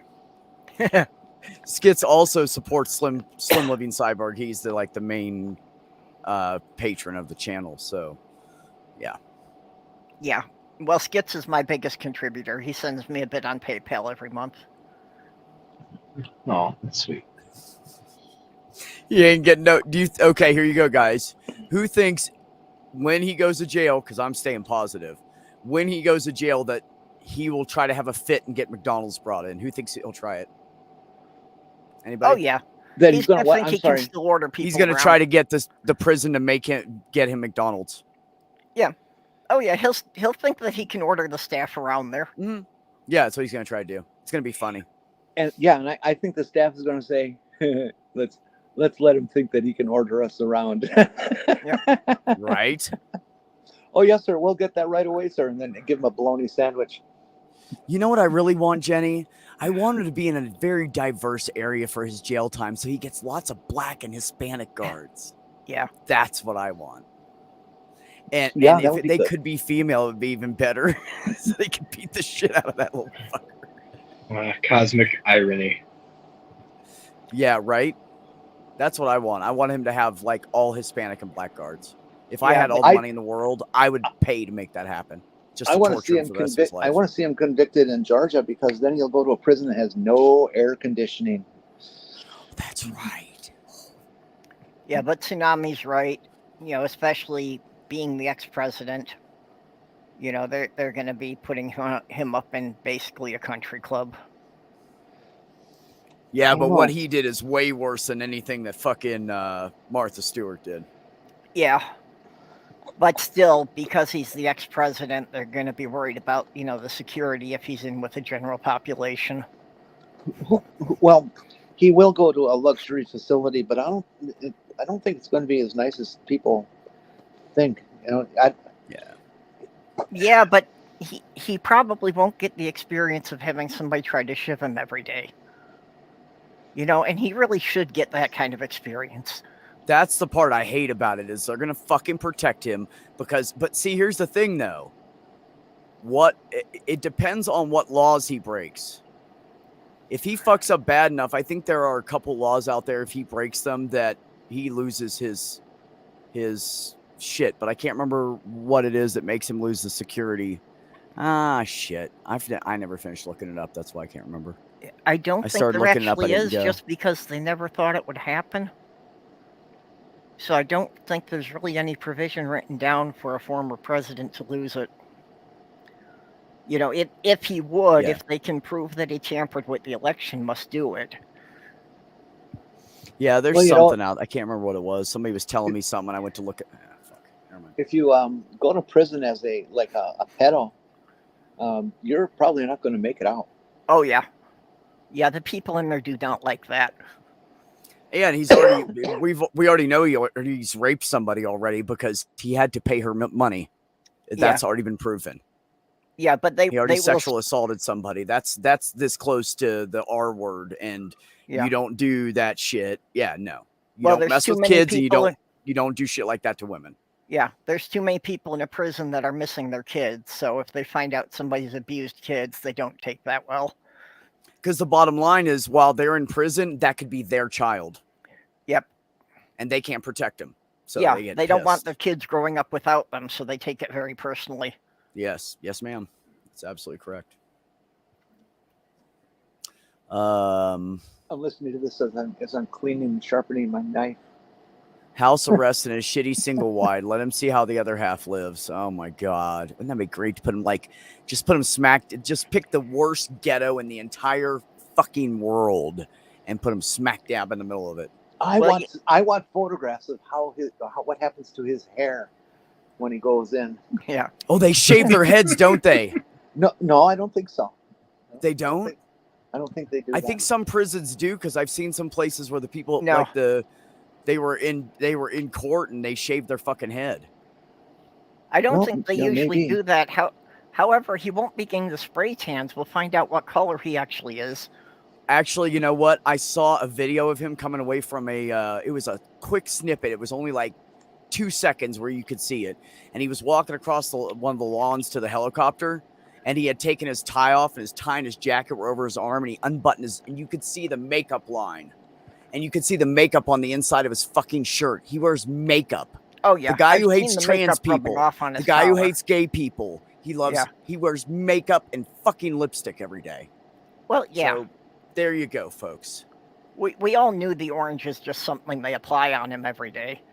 Yeah, well, everybody said it was a spray tan, but I mean, I literally saw. I wish I should have clipped the video, but I didn't. I thought everybody knew. So, I thought it was a result of his diet, like flamingos. He just eats too many circus peanuts.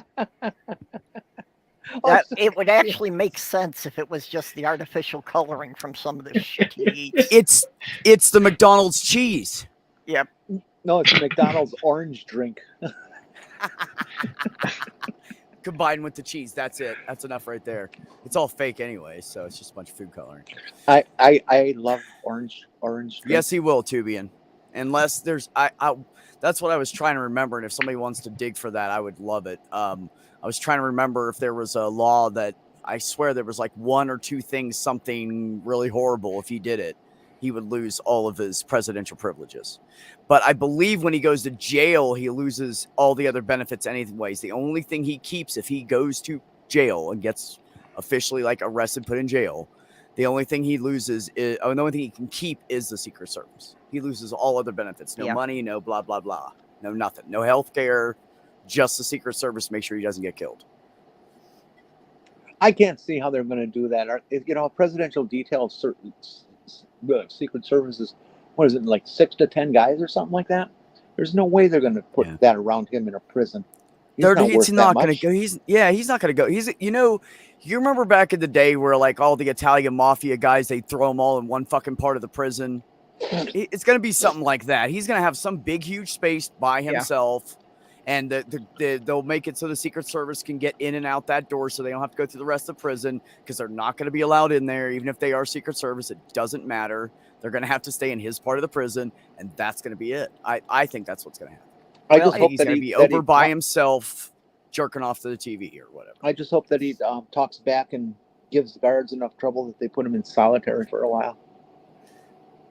Yeah, it's also a question of who puts him in prison, whether it's going to be the feds or whether it's going to be a state. Because right now, the investigations in New York have also included charges of bank fraud and racketeering. Mm-hmm. Yep. Did you hear about what he said financially he had, Purple? Did you hear about that? I didn't pay attention to the numbers.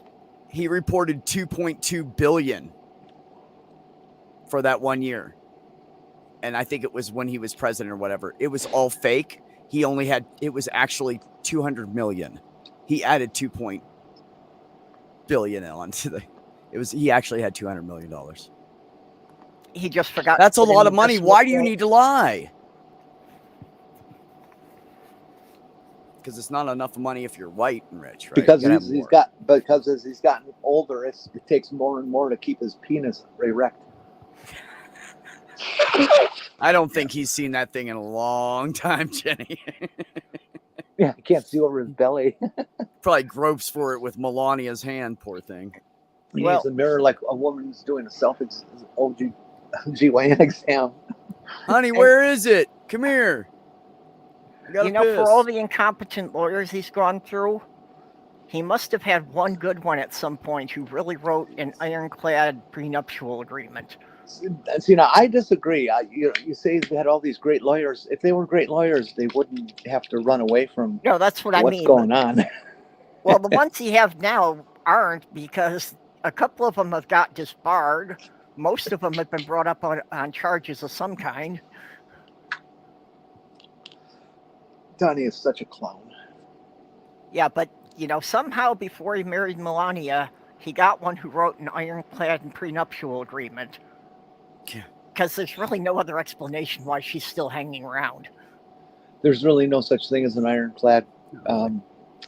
I've heard lawyers talk about that and just laugh when people bring that up. That it's an ironclad, prenup, and they just go no. When state because there's still if the state law says something like joint property state, it's a joint property state. Well, why does she stay with him then, when it's been proven in court that he's been unfaithful, that he's slept with another woman? She could divorce him on those grounds. Well, maybe she's staying there so that Barron has the advantage of huge money and schools and all that kind of stuff. But if she's been married to him for how many years, she'd walk away with huge money. She'd walk away with a couple of properties at least.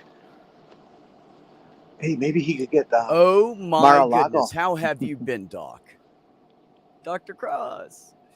I agree. My There is God. some power to it, but she, if she wanted more power, wouldn't she be out in public more, like being more her and not just like promoting NFTs and her husband? Like where is she?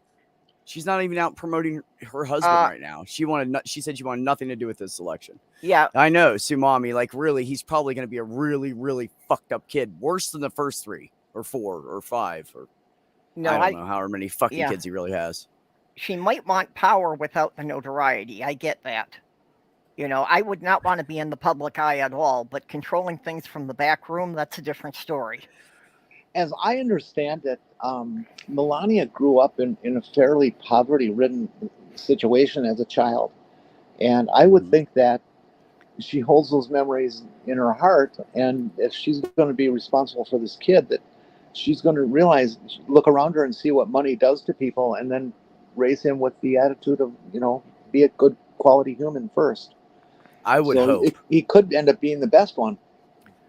I mean, Yeah, he well- could. He honestly could, because really, I think it depends on Melania's attitude of the whole situation. Is she like good and being a great mom, or is she fed up with life and he's not? Because I think if she's around him all the time and Trump is away from him off doing his stupid shit, it's the best for him. Well, I think she is trying to she wants to have a relationship with Barron and keep him out of the public eye. Mhm. Because look what happened with the other kids, that they let Trump use their mother's grave as a tax write-off. Why did the kids go along with that unless they don't give a fuck about their mother either? Look, daddy's got all the money and he talks shit about mom. Or he did. Come on. He talks shit about everybody. He talks shit about them to each other, I bet. The whole family's full of backstabbers. Why would they think it's any different?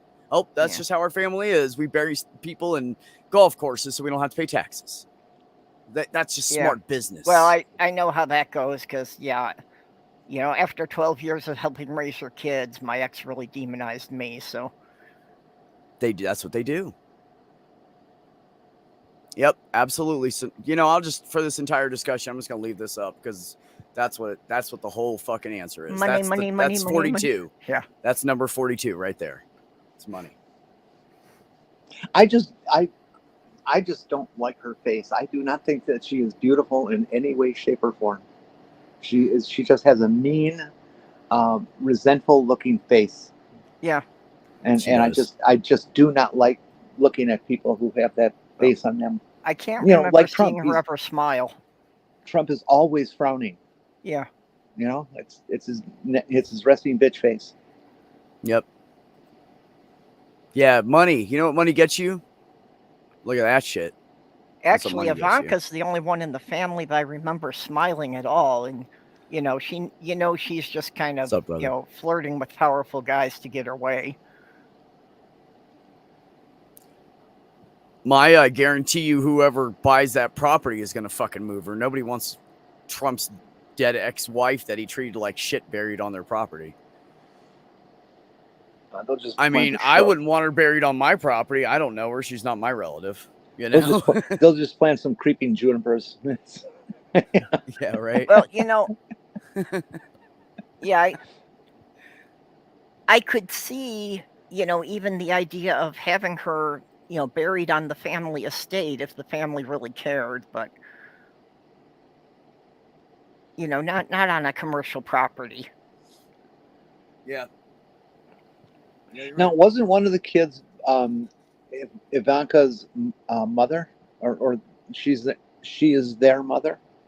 I think she's the mother of two of them. Hold on. I think she's the mother of the dumbass blonde. What's his name? Eric? Yeah, the one you never hear from. I think she's him and Ivanka. I think that's Ivana is Ivanka and Eric's, I think. That sounds right, but I'm not sure. Apparently, Trump, in his raving lunatic posts, blamed Eric for a whole bunch of things. He has thrown his son under the bus. And he said, this is all his fault. I'm surprised we haven't seen a lot more of them throwing each other under the bus. As I understand this also, that most of the people that are also charged are all turning on him. They're going to get charged and convicted of something, but they're going to get off because they're throwing him under the bus. And that's Thank you, Maya. Only right. Yeah, well, that's what's happening now. That a lot of his co-conspirators in Georgia, are saying that yep, all the orders came directly from Trump. Yeah. Yeah, I've drove that route, 401, many a time. Yes, you're right. His properties look like shit, anyways. I saw a little video that was just like three or four of Trump's golf shots. He hits the ball and goes out in front of him, not to his left, like it's supposed to when you hit it. Just straight out into the bushes. And he calls himself a champion golfer. Yeah, right. But everything's huge, and he's the best. He's the best. It's because it's genetics. Because he's a white guy. Keep saying it's his genetics. Well, he's so brain. awesome. He's so awesome. God, how much money did they spend on him to spoil him when he was a child? Whew. Here's one for you. In Spain, because of the drought, yes, they were having a watering ban, but a number of golf courses were not going along with it. So protesters went out there at night and filled all the holes in the golf course with concrete.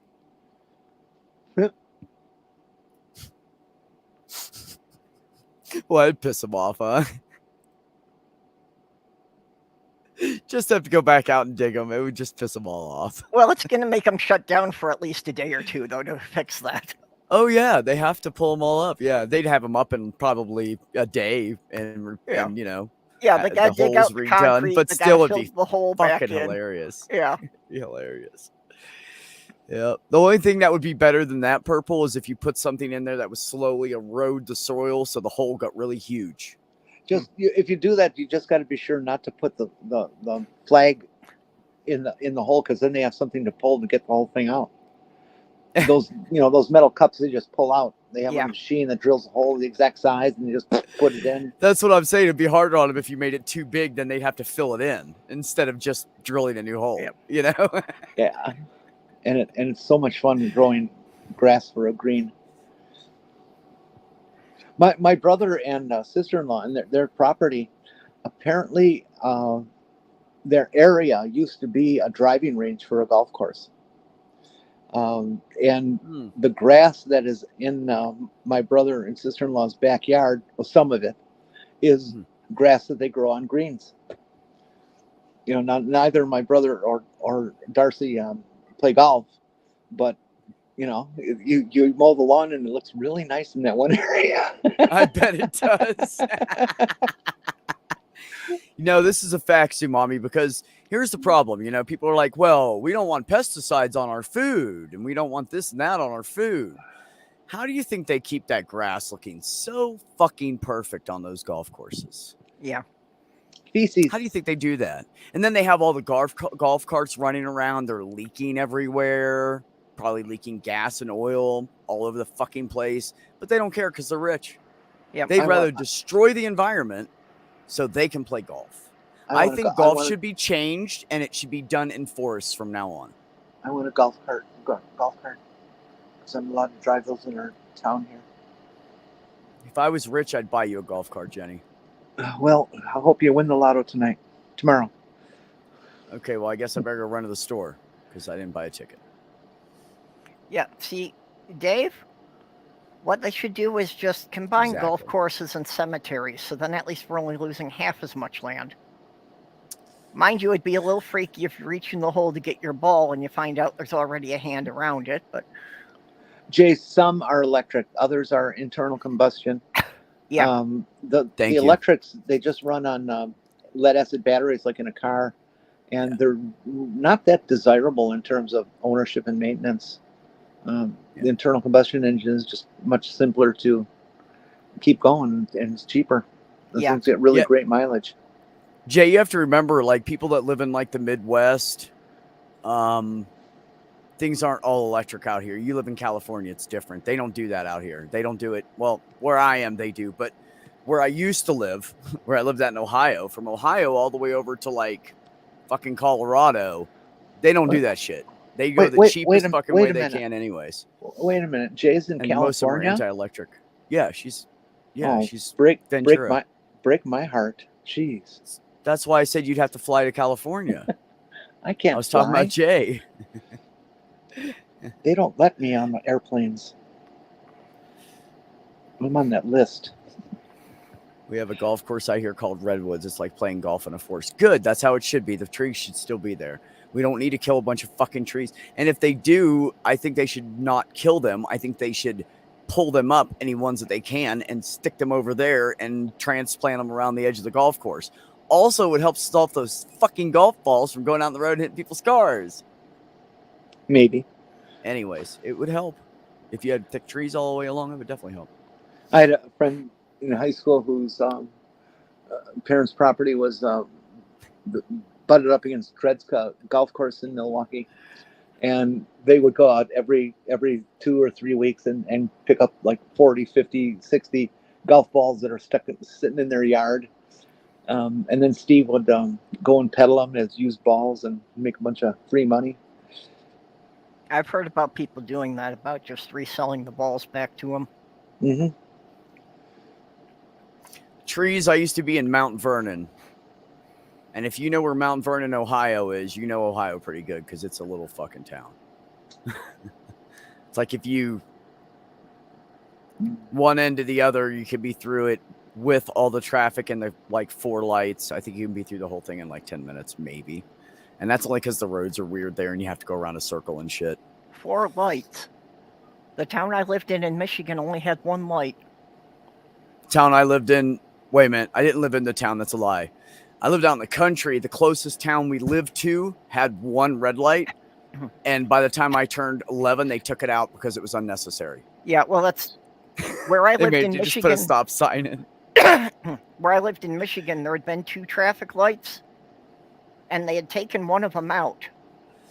But the sign coming into town still said RV park, turn left at the second light.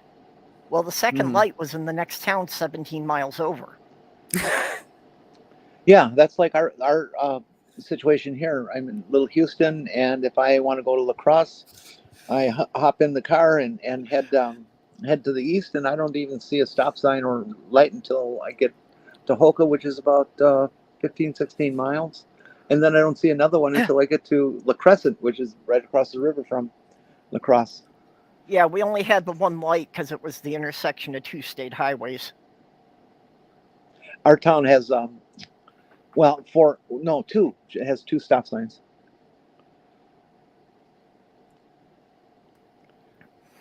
Actually, one of them was a federal highway. It was on US 2 and a state highway, so. And I'm on Highway 76. Yep. And we're mostly a patriotic road, you know. We're a patriotic road. Mostly the only reason we had any significant traffic was the trucks on US 2, doing things between towns because they'd taken out the railroad tracks in the 80s. So there were no trains and everything had to be trucked in from everywhere. There you go, Commander. I just put it in the chat. I don't feel like doing all that. I'll go in a minute and delete it. That was a big mistake, getting rid of the train tracks. I mean, there certainly were some that could afford to go, but now they're putting tracks back in where they took them out because they need it for commercial transport of goods. Well, and taking away the train tracks was just telling all these towns that we've given up on you. There's no chance you'll never have an industry again.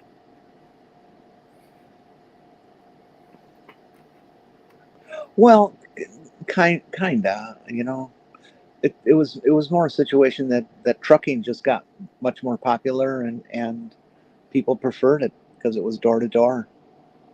And the railroads certainly aren't. Yeah. You have to have depots and haulers and stuff. And there's it people ultimately, that would... it gets, if you got it, it came by truck.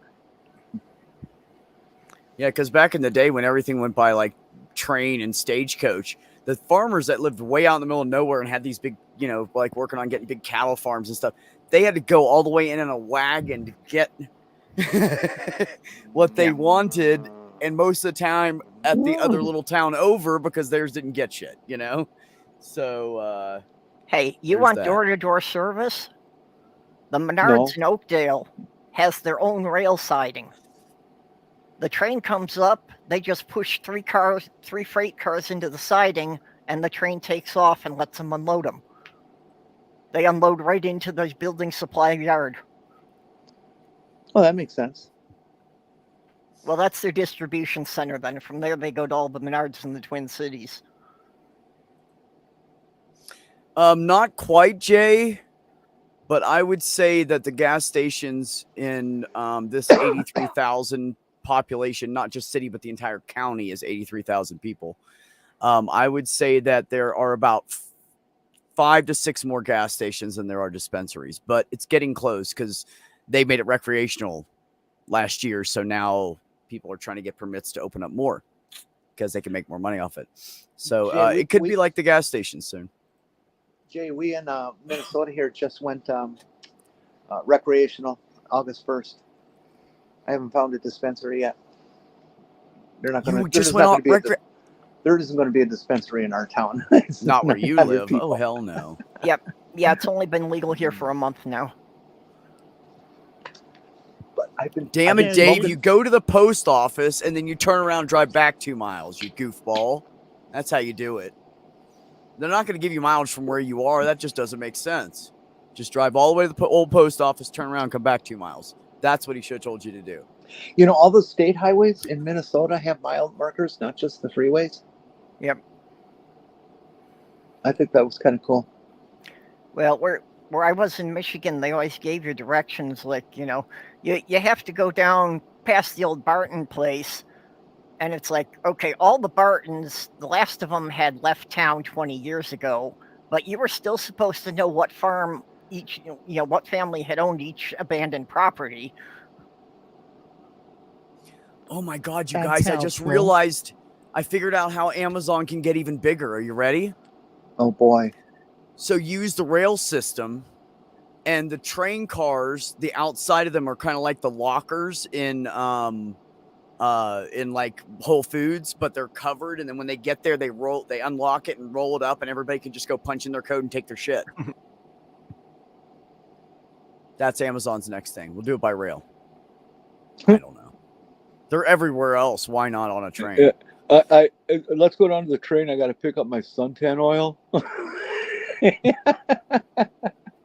Jay said we have 5 dispensaries, so you can get high, but you ain't getting no fuel for your car in your little town. That's it's fuel, just not for the car. Yeah, it's human fuel. I like. Yeah, I've got to find out where around here it's selling the stuff now. Commander, I like your outfit. You look like a bug that turned into a mech. Well, it's from Fallout. It's an XO1 power armor. Because, gotta crush the commies and whatnot. And that's a... crush the Red Menace. And that's the Ukraine logo on the front? Yes. And I have a NATO one and a NASA one, and one with the Antarctic flag on it. Everybody's going to go every occasion. Jay's neighbor. Yeah, let's all go move into Jay's town. I'm the only one here who can't enjoy it because I'm a commercial driver. Oh, yeah, like purple haze. Well, hey, guess what? I'm a commercial driver too. Yeah, actually, if they find out I've got it in the building, they could evict me for it. So I definitely can't smoke it here, but I think I'll pick up some of the gummies and try and see if they help me sleep. The trick is to bring the synthetic urine with you, and you keep a bottle of it. Yeah, fortunately, there's no urine testing here, so. Yeah, no, I'm saying for 401. Piss out into a gallon jug and just keep saving it, freeze it, and so it stays okay, and then you can take a little with you each time you go for the drug test and pour it on in there. And just let it slush a little bit, scoop some out, put in a container, put the frozen away. Yeah. Smoke pot for months. So why is your urine 20 degrees below your body temperature? Oh no, you can warm it up. You can just get those little hand warmers you slide in your gloves. That's what they give you with the kit, with the fake stuff.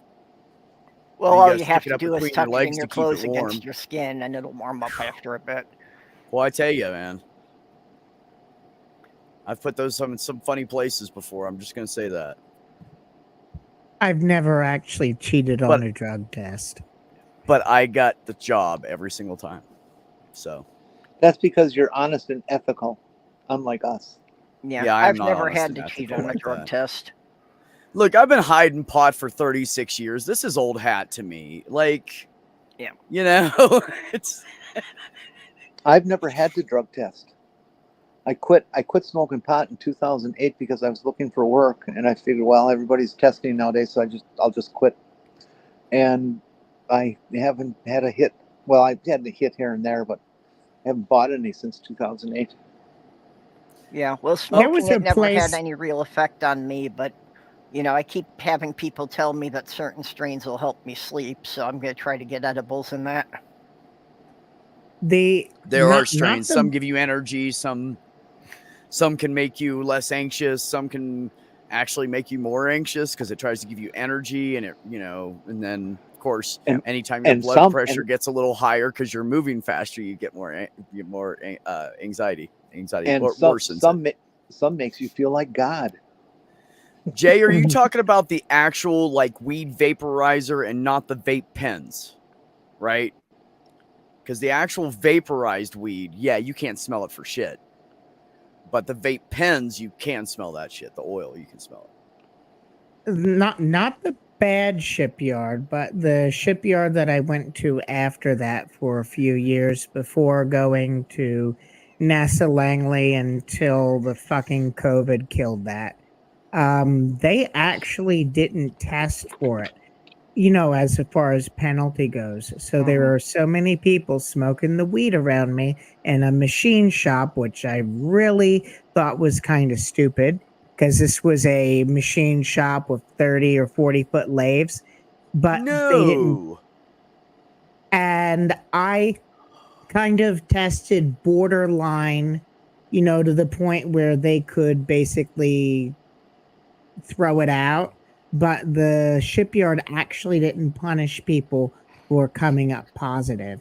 But that was a shipyard where they should have been enforcing it because Coast Guard cutter shafts, I was doing finished machining on, and you couldn't even be high to do the fucking paperwork. The paperwork was like 2.5, 3 inches thick procedures because the government loves its paperwork. As a former employer and boss, if any of my employees were smoking in it, we had a machine shop, they would be gone so fast. You just can't combine those two. There's certain things you do not. There's certain jobs you cannot just smoke and do. I'm not so much worried about their. I'm not worried so much about their accuracy because everything is pre-programmed now, CNC, and it's going to cut to the depth you say, no matter what you're stoned on. But the danger of getting your hands in the wrong spot, it's just no. Out. Yeah, any job that you're driving or working with power tools, there's too much chance of somebody getting seriously maimed. But if I ever became a public official, like a congressperson, I would kind of like not because of any corruption, but because they were really good to me and they put up with a lot of my post-traumatic stress disorder, that I'd kind of like steer stuff their way. Of course, I'm not running for office. It was the second shipyard. Hell, I get the biggest one in the area fucking shut down for everything that I've seen in there. But that would never happen because, couldn't go without nuclear powered stuff. But yeah. I can't believe how many big freaking shipping containers they say they can get on one of those boats that transports them. Marry me. Oh, they are fucking huge. Absolutely huge. Now, the shipyard that the second one, the good one, they kind of did mid-level. The biggest thing that they ever put in there was like a Liberty ship, but that was huge. I mean, they That's pretty report, cool. like that one that was caught in the Suez Canal. hmm They gave its Oh, total of shipping containers in the tens of thousands. How can that be? Well, you have like a ship that's they can get close to a mile long. And then you like Really? have like 100 or 200 long as far as the shipping containers. And then they stack them 50 high and just do the cube. These things are absolutely huge. I never went out on any of the big ships. I was specifically in the machine shop, but they are huge. I've drove by them at the ports. They are Okay. fucking huge. Like 401 is not kidding. The size of these fuckers, man. I mean, that's Again, why I- when that one got sideways in the canal, it was such a big deal. And that was one of the smaller ones that got stuck in the canal. Okay, I just Googled it, and it says that the largest cargo ships today can carry about 24,000 40-foot containers. Fuck. That's not the full size container, which is 53, but still, And back 24,000. Yeah. Well, the 40-foot containers are the most common size, but yeah, that's still the size of a short semi-truck. Boy, is somebody gonna get sued if one of those boats sinks? Actually, they only make Well- 40-foot trailers and cargo trailers. They don't make them in regular tractor trailer trailers. They're only cargo trailers. That's I've seen cargo. and they also make them 53-foot as Yeah. well. and That's- Lloyd's of London, usually when they sink, Lloyd's of London stock goes down. Just a Yeah, little I bit, but I would think so. Yeah, and due to various accidents, they lose more than 2,000 containers a year just falling overboard. Jeez. back in the 1970s, there were actually nuclear powered cargo ships. And then the idea kind of like went away. And then when W was president and Katrina and gas being like almost as expensive as it was at the height of the, when Putin was doing his shit, last year, they were talking about bringing them back. In fact, the shipping costs back when I'm just giving you an idea of the era of the time. Back when George Bush was president, Mac Tools decided to make their tools here in America because the gas was so goddamn, the fuel was so goddamn expensive that whatever they saved in labor in China, they would wind up Yeah. having to pay in transport costs. Yeah, so why do it? Why not just keep it here? And if you can slap "Made in the USA" on it, you'll get all the Trumpers to fucking buy it. So it's a guaranteed sale. But you can't lie about it. That's like a sore point because when Obama was president, when George Bush was president, all them Trumpers would argue why their jobs needed to go overseas and everyone was lazy. I literally had people, a machinist, right? They would argue that their own job needed to go overseas because they hated the black man so very much. God, that's so sick. What? Why? I can't. It was the Republican Party line. So that's what they would tell you. They would sit there and argue all day why their own jobs needed to go overseas. And I could only figure it was because A, the union supported Democrats and the Democrats didn't give a shit about what color your skin was. If you wanted the job and you were qualified, you could get it. And because, like, as soon as Trump with his racism comes in, he's like, I'm going to fight China. All of a sudden, these people were like isolationists, where before they would just argue as to why their own jobs need to go overseas. Right. Yeah, back Sick. in the 90s, Dodge had an ad campaign of "Buy Dodge, your job depends on it." And at the same time, Chrysler was running a campaign about the cars with engines built by Mitsubishi, master car builder of Japan. And I was like, they're the same fucking company. Doesn't anybody see the contradiction here? I never had a problem like trading with countries where there was parity in the workers' pay Yeah. and labor standards, because that's actually fair competition. But back when W became president, and like he was actually promising to bring the jobs back, and then 9/11 happened, and then everybody outsourced, and China was literally subsidizing the, like if you were to make a die for a car door for General Motors in America, the die itself, that would cost you close to $500,000 easy. But China was subsidizing it to the point where that die cost GM about $16,000. And that was the sole purpose. The president of the MTMA was basically told by a representative of China, we're coming for your tool and die first. Because tool and die is what you need for all the other factory things. So if I were to go back to machining with like 7.5 years of direct tool and die, and then working in, where working at defense contractors after that, but I don't want to go back to machining anymore. But Yeah.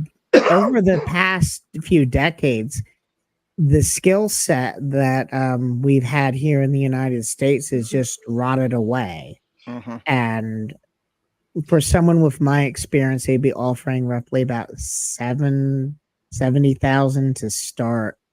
But I'm rusty. I need to go back and take refreshers. Yeah. Yeah, well, that's, like you say, it wouldn't be bad if we were just trading with companies that had similar, like workers' rights standards. Well, yeah. That would change a lot. Yeah, trading with companies or trading with countries that, their companies only have to pay their workers a couple of bucks a day. There's no way we can compete with that and still expect the people here to be treated decently. Agreed. Yeah. The first company that I worked for, the Edwin B. Stimson Company, I think it's long enough ago where it's not doxing me. We were actually exporting eyelets for Nike to China.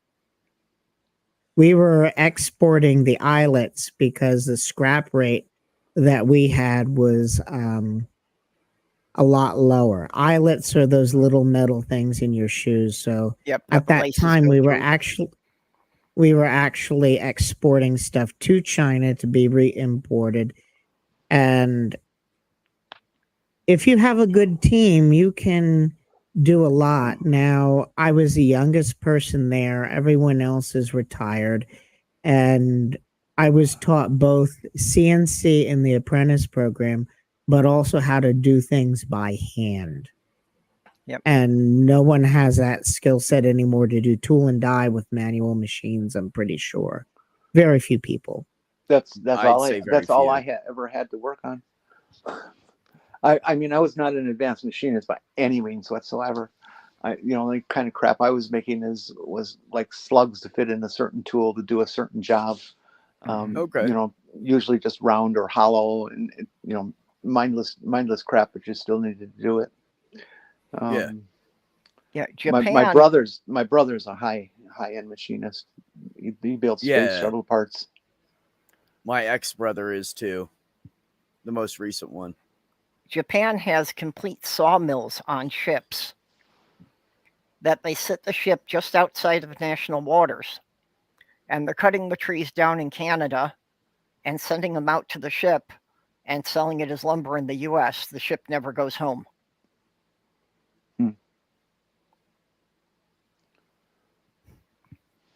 I use jig bores, OD/ID grinders, surface grinders, planing, vertical milling machines, horizontal milling machines, and of course the saws. And that was my first job. Then I went and I worked at Catalina Cylinders, and if you had a shotgun receiver, I made the die for your receiver, as well as your oxygen bottles. They also made parts, some technical impacts for the Tomahawk cruise missile. I made the So you're dies talking for about that. fine machined parts, like they'd have to be perfect every time. Well, I'm talking about I made the tooling to make those parts. That's what I'm The saying. Like what tooling, you were doing had to be, Yeah.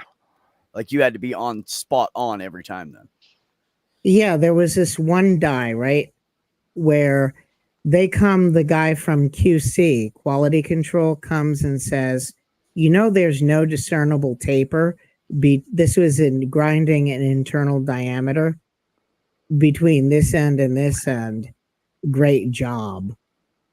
Yeah. I'm talking about stuff where you're holding tenths of a thousandth of an inch, it's exactly what I regular meant. basis. Yes. Right. And then the bad shipyard, that was they had in the main shop, they had some of the best tools in the world, and then the other places, but the people were shitty. So being in a toxic environment, no matter how good the tools you have, Yeah. it's not exactly happy. And then I went to work for another shipyard. They had really shitty equipment, but the people were nice, and I was much happier there. And then the 3 months at Saab at NASA Langley before the COVID. Oh, before the vid hit, huh? Yeah. Yeah. COVID, by the way, folks, is coming back. Did you know that? You listening? Sadly. There's a new variant that is Yep. far easy Tolerances. far easy to transmit. So they expect that once it gets a foothold, it's going to explode, kind of like the winter flu. That kind of spread. Not that it's Yeah. not seriousness. It's much more serious, and people are dying. There were 15,000 cases reported last week. Well, I'm going to get my booster and my mom's booster and everything tomorrow then, Yeah. because we're about 5 months into our booster, so it's time anyway.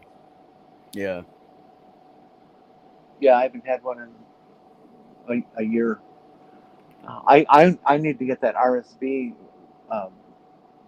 vaccine that's coming up middle of this month. Yeah.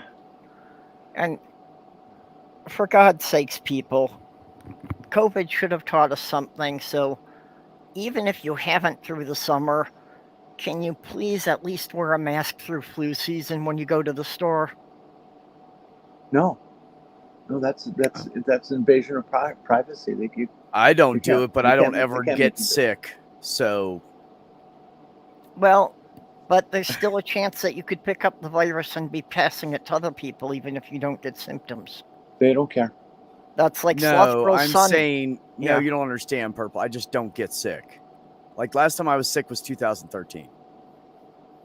I just don't get sick, and that's because someone I was having sex with had the flu and we did not know it yet. So that's the last time I've gotten sick. Wait a minute. I didn't get anything through COVID. I worked in a doctor's office for a year during COVID. Everybody else in the office got sick but me multiple times. Hold on. You had sex? I know. Isn't that crazy? I knew that was what you'd pick out of that that's entire fucking spiel. Well, Jenny picks out the sex part. Arrested. Okay. Oh, I again, it could be coincidence, but Sloth Girl's son has never been diagnosed with COVID, but all 3 times I've had COVID, I got the positive test a week after he had been here. Yeah, so he's typhoid Mary. Yeah, so he doesn't get the symptoms, but I think he's carrying it back and forth. Yeah. It's possible. It's possible. Oh, But, that year I was the also am shittiest year on earth. I am at a very low risk right now, though, because like my new job, I work alone. Yeah. I rarely have contact with people. I drop packages at their door. I take a picture. I leave. That's like 99% of what happens. And if you are near them, it's outside. You set it down. You take a picture. You walk away. So when I go to stores and stuff, like once a week, I'm out around people. That's pretty much Yeah. it. Yeah, You literally. know, but So I'm like the least person, but no, I can respect what you guys are saying, and you're right. I should wear a mask just to make sure. But I don't know. I'll think about it. If it starts getting really bad, then I'll start wearing one again. well, 2021 and 2022, when we had at least half of the people wearing masks, that's the only time I've ever gone 2 consecutive winters without getting strep throat. Oh, there you go. Then it works for you. Absolutely. That's great. Oh, it absolutely does. In China, they have rules and stuff where people are wearing masks all the time over there. Yeah, China and Japan, it's and- part of yeah. their culture. Because they cooperate with each other. They don't have Yeah, these Well, idiots who are too proud of their diseases penis. don't give a shit about politics. That's right. Yeah, well, China and Japan, their whole culture is based much more around that, you know, you've got some responsibility to protect your neighbors. What I'm looking Yeah, forward to is that unfortunately, with me, what, go ahead, what Jim. I'm looking forward to is if COVID really hits again and people start dying, that the Republicans choose not to wear masks again, and Oh go ahead and let 'em yeah, die. I remember. That's on them. Oh, I they can just- remember that. They were bitching, why are so many Republicans dying? It's targeting us. And they weren't smart enough to realize you fucking Well- didn't get the vax. That's when they came up with the conspiracy that the vaccine could be airborne and infect them even if they didn't get injected.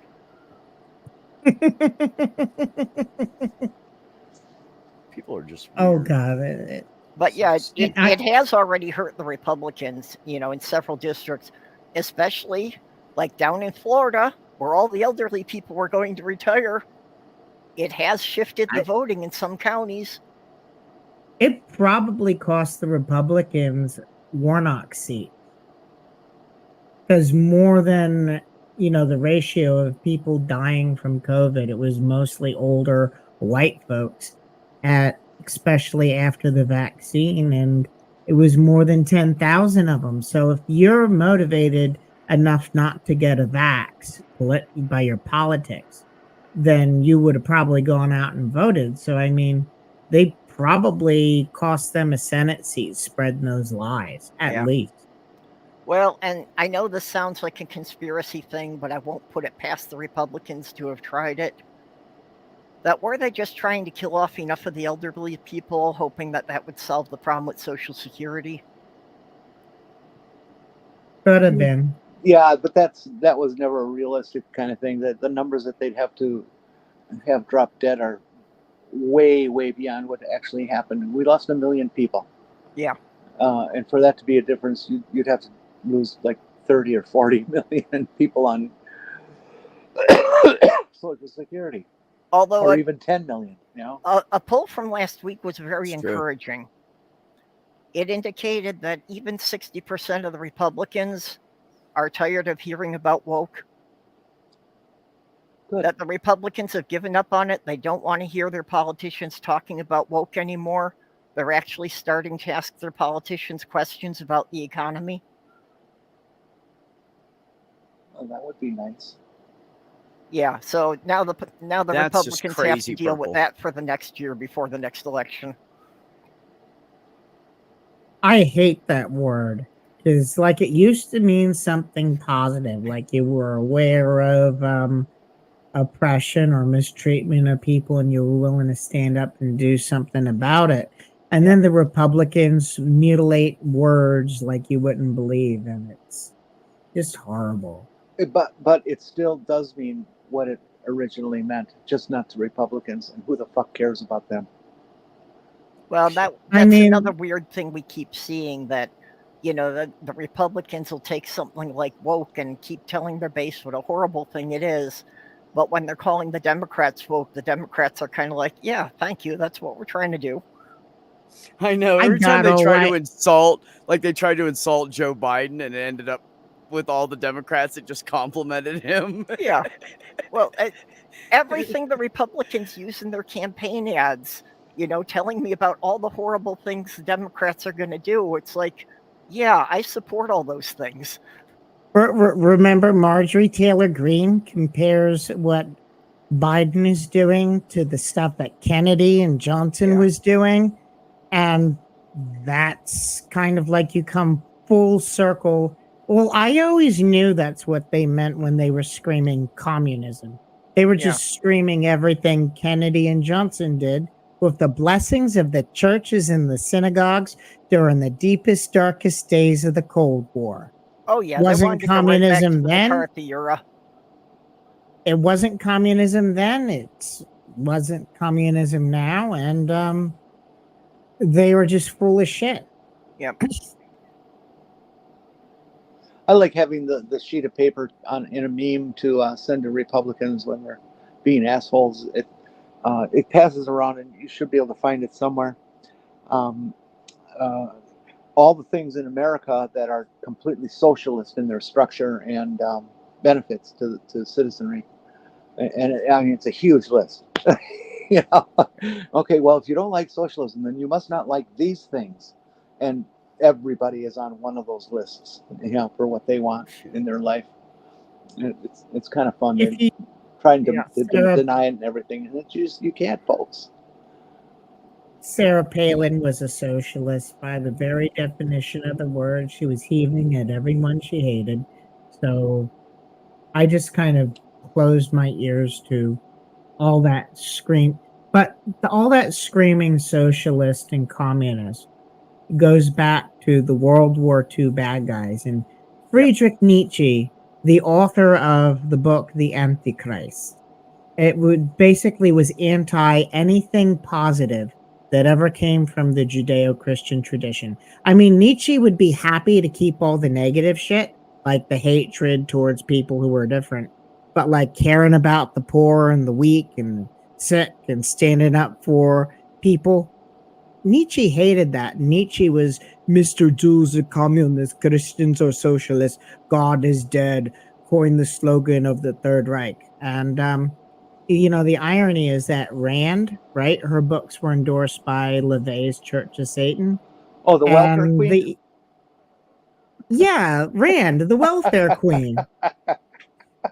And the evangelicals literally get their socioeconomics that would be totally cool with Anton LaVey, the founder of the Church of Satan. And that's why the Temple of Satan had to be formed, because LaVey was stupid and juvenile. If folks on the in the chat, that if you're not familiar with Ayn Rand, she was a Russian immigrant to the United States, and she became an author. And a couple of her books, Atlas Shrugged, is the big one that all the conservatives, treat like she is goddess, because she wrote this book. And it's really a bunch of hooey. She promoted everything. Everything is conservative politics, and pull yourself up by your bootstraps and blah blah blah blah blah. And she died on welfare. Yeah, And I've really never read any of the Ayn Rand books. I'm only familiar with the second place author also ran. Can I give you a quote from William F. Buckley?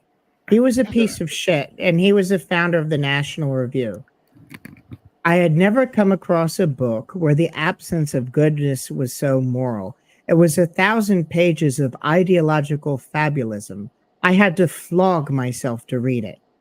And he talked about how Rand's books could one day lead to gas chambers, which I have to re-upload that thing that I prepared for Slim, because I deleted it thinking that he wasn't going to use it, but he wanted it, where I had an hour long how the evangelicals fucking got as shitty as they are, but I didn't want to have it as like an hour long video on my channel, but I gave him a private link, and then I got nervous and deleted it because the audience, like you have the panel, predominantly atheist, and then the target audience, part of the target audience, if there was any Christians going to come and troll, I also wanted to try to talk to them, even though the chances of talking any common sense into those douchebags are slim to none. I never want to give up hope that you can pull someone's head out the ass. So it was kind of,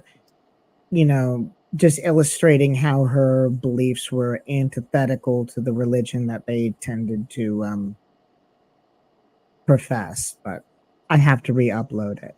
But that's a quote from William F. Buckley. I had to flog myself to read it, and he thought it could lead to gas chambers. So even as someone as full of shit as him knew it was bad. I do not I do not approve of or take a cotton to any of William F. Buckley's Nazisms, shall we say? But yeah, there was a lot of stuff that he was very, very smart and very, very correct on. Just not any of the large global things, that shape societies, but small little tasks and things. He was a smart guy, no doubt about that. Ooh. I actually met his granddaughter. A friend of mine. We went up to West Hartford and to visit his friends, and I was introduced to a lot of people, and there's probably some like 3 degrees of separation between my friend and Mike Bertelsen, but I don't know how much. Like someone knows someone knows someone. Uh-huh. I used to be 6 degrees from Bill Clinton.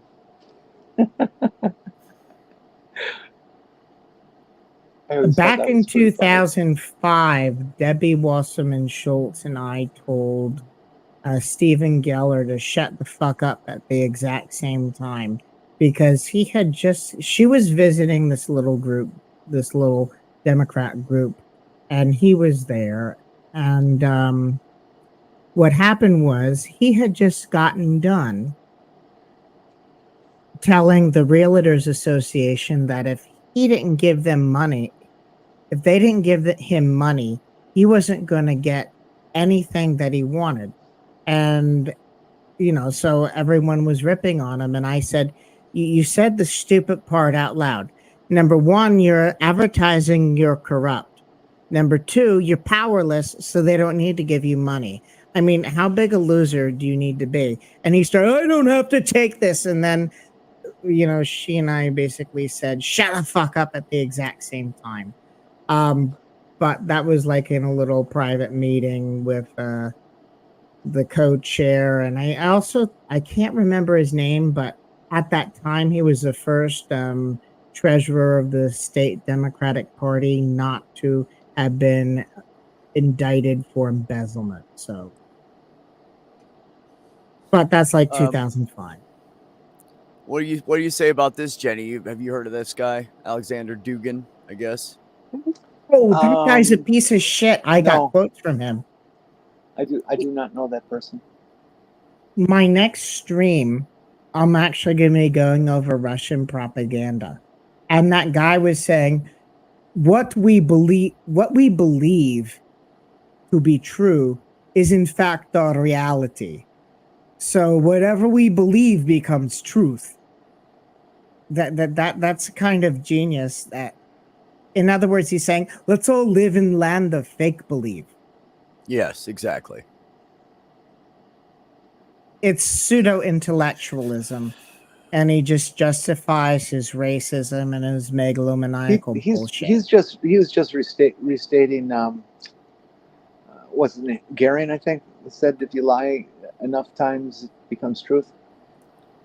That was Goebbels. That was Goebbels and Hitler.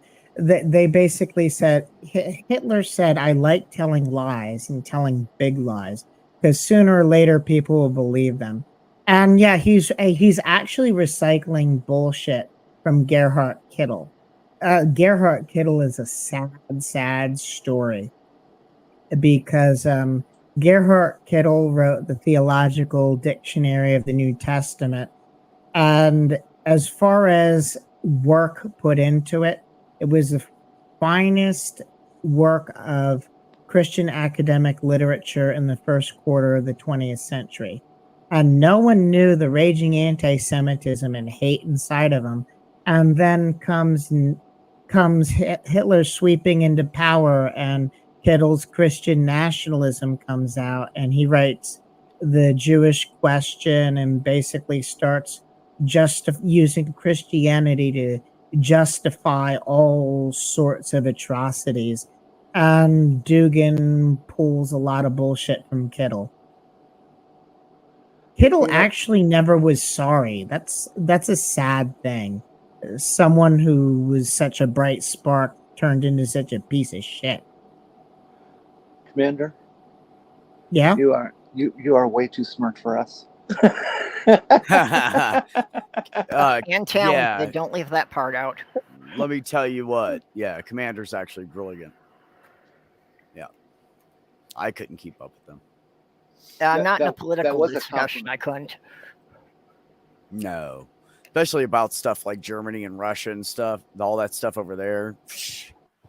Can't touch Well, it. I'm very impressed with your knowledge of history and politics. It's very refreshing. They also know a lot Well- of Hebrew too. Yeah. So The fun to have reason why I around was- when you have Christians spouting words they don't know what they really mean. The reason why I was in that little group was I was basically rattling off about how our trade deficits were being financed by our inflating the value of our housing. And I was sitting in a waiting room and basically just rattling off a coherent view of economics. And this little lady, B. Schultz, asked me to come to the meeting. And that's how I got in there. And if I had been able to afford to stay in Florida, everyone here would have known my name because you had people there who saying, let's make you a committee member. Because how many people who never went to college, they like, so what direction do you want to take? What direction do you think we need to go? And I was listening to my coworkers bitch. So I was like, well, they're sick of the great new society, but FDR said, if the private sector is unwilling or unable to provide work for a willing and able hand, it was up to the government worthy of its people. And they're like, when did he say that? And I'm like, 1934 State of the Union Address, WPA. And there were people like, I was there. I don't remember that. Well, so if I had actually been able to stay, you might have known my name. Yeah. Well, Yeah. and that's something that people don't think about, that if the government would invest in improving the infrastructure, that would put thousands of people back to work. Yeah. No. What do you mean? No. I'm a Republican. No. Oh,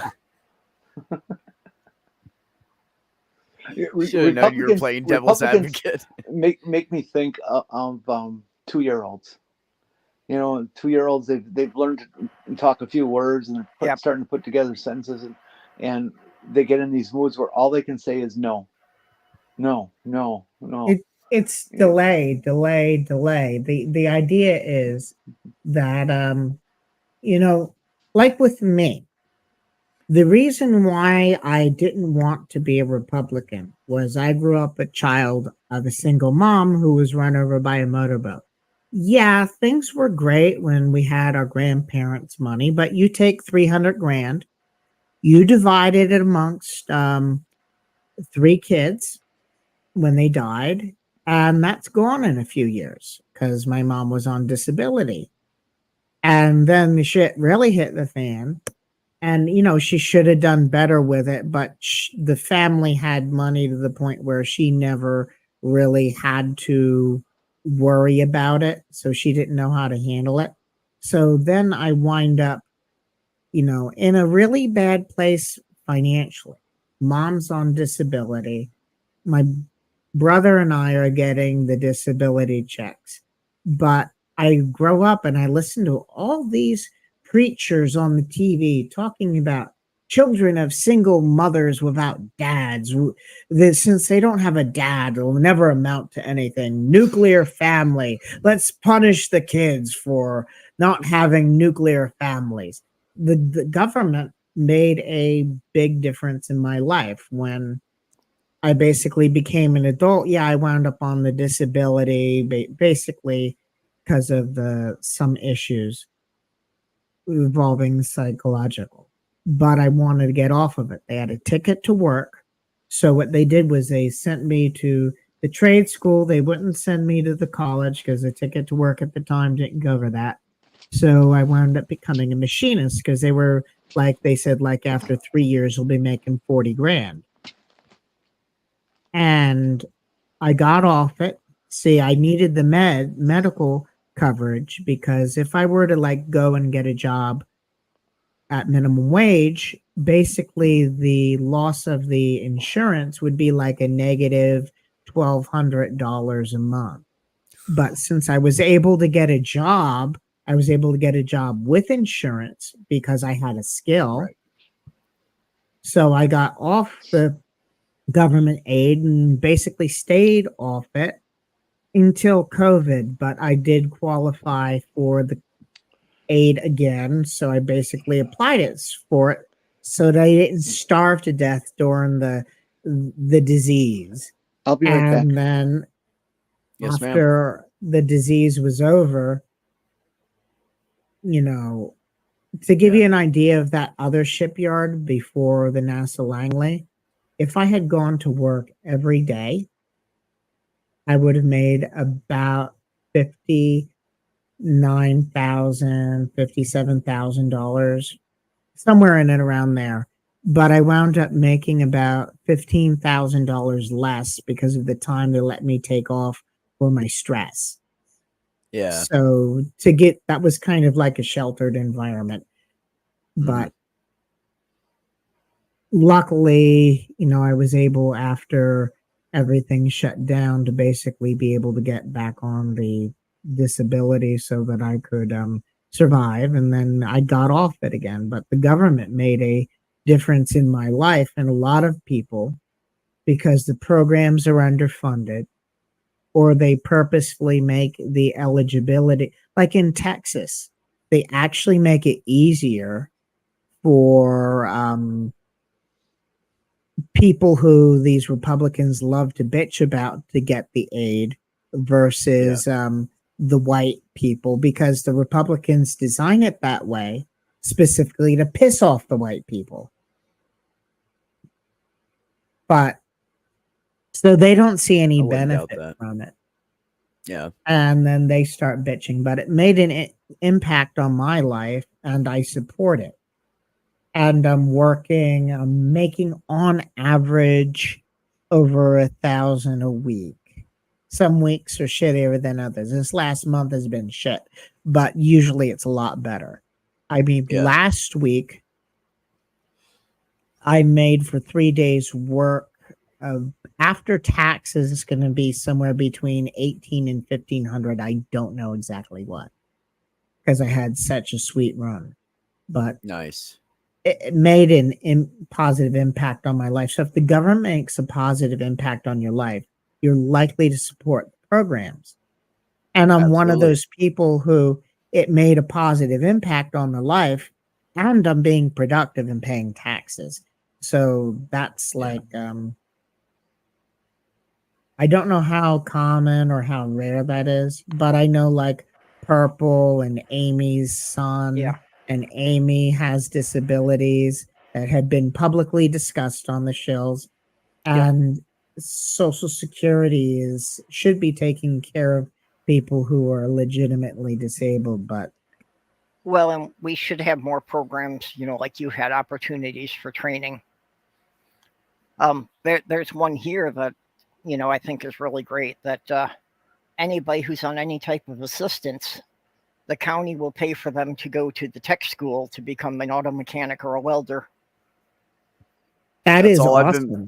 That's all I've been wanting every city to do, is to fucking train the young people enough to give them a goddamn chance.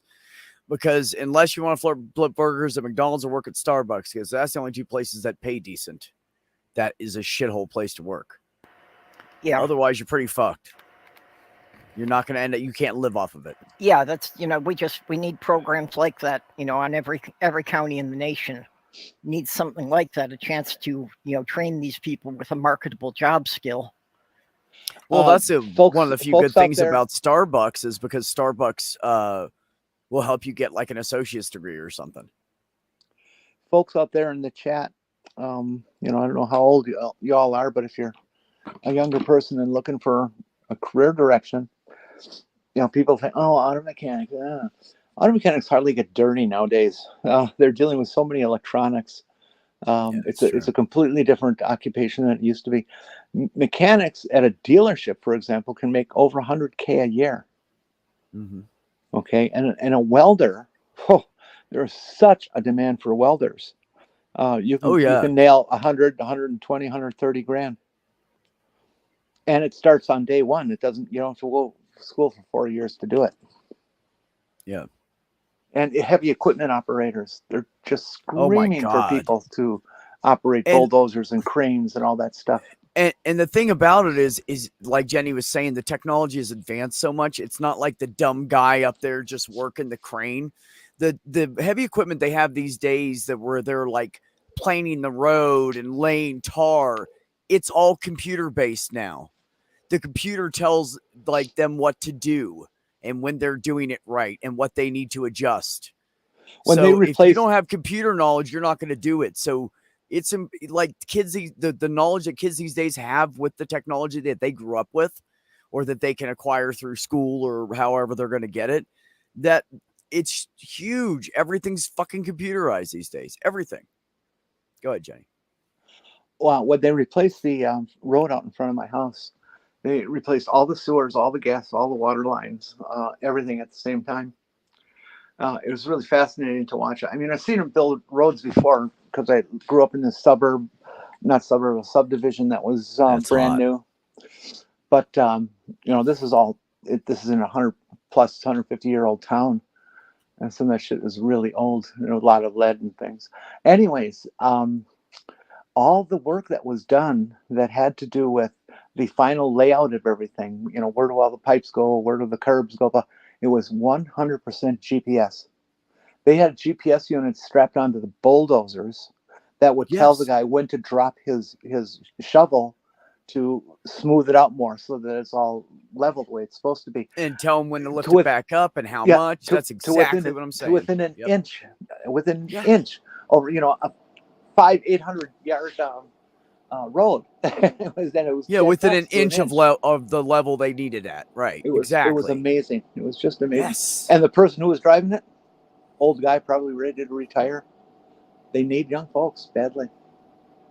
Yeah, they really do. And I saw them doing that when I worked at the chicken farm, Jenny. They were digging out new flow off water ponds to catch the water. Mm-hmm. And it was like just literally excess water, and they would suck it all out and sell it because it was you still got like some chicken poop and stuff in it from the farm, and the farmers wanted it, so they'd pay really good money for that water. So they put it all into a pond and let it sit, and it sat so long, and then somebody would come and pump out a bunch of it and go put it on their crops. So anyway, so they were building these big ponds, guano. Retention ponds. That's what I was trying to think of. They were building these big retention ponds. And I saw one of the guys and I was like, hey, man, blah, blah. And he was like, oh, yeah, man, it's all computerized now. And I was like, what do you mean? So he told me about that shit. That was in 2015. So those ponds have been around a while. It's really advanced now. Those ponds are all anal? Huh? Those ponds are all anal? Not retentive, just retention ponds. All right. Retention ponds for the anal excrement of chickens, guano ponds. Yeah, you got to kind of keep up with Jetty sometimes. I'm just saying. Isn't people poop guano as well? Dave. Or is it yeah, poop is guano.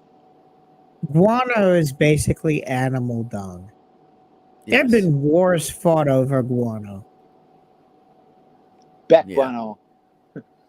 And seagull guano, like in some islands off the west coast of South America, were full of so much guano that the European powers basically fought over it. That was before artificial nitrogen. The gas station has a big canopy of all the stalls for filling your gas. I saw a story of a place. Oh fuck, where was it? I think it might have been Oklahoma or something like that. They had a pigeon problem in town, and the pigeons love to roost up on that canopy thing. And then suddenly one day it fell over because it was so heavily weighted with guano on one side. Well, it's not just the weight. The pigeon guano is actually very corrosive to metal. That's a hit. That's some heavy shit right there in that story there, Jenny. So All the actually, nitrates. Oh, yes, Jenny, ma'am. when I listen. the I-35 bridge collapsed in downtown Minneapolis, it took them like 2 years to finish their study of it, but their conclusion was that a lot of the supports, there was excessive weight on the bridge. Construction materials that shouldn't have been piled there were a big part of it. But also that a lot of the connector plates had been corroded by the pigeon guano. Oh, That the pigeon guano was so acidic it was eating through the connector plates. Nitrates will do that for you. yeah, they're pretty nasty. Did they put on any kind of pigeon deflection after that? I'm sure they've tried, but there's some entertaining videos on what pigeons actually think of the spikes and things. Really? They know how to beat those? Oh, they're finding ways. There's actually one video I saw about a month ago that the pigeon was actually just picking the things up from the windowsill and throwing it at the pedestrians down below.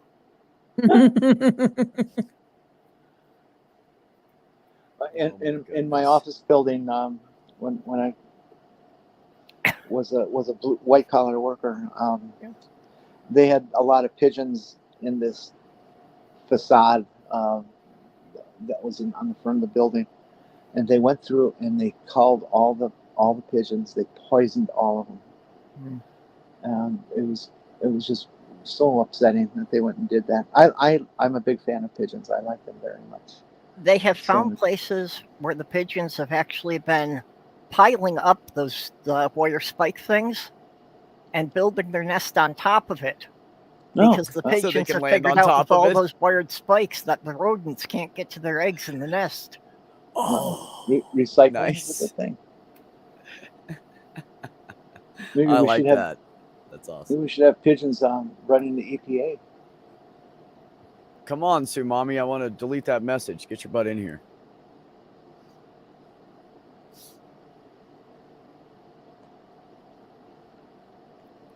Anyways.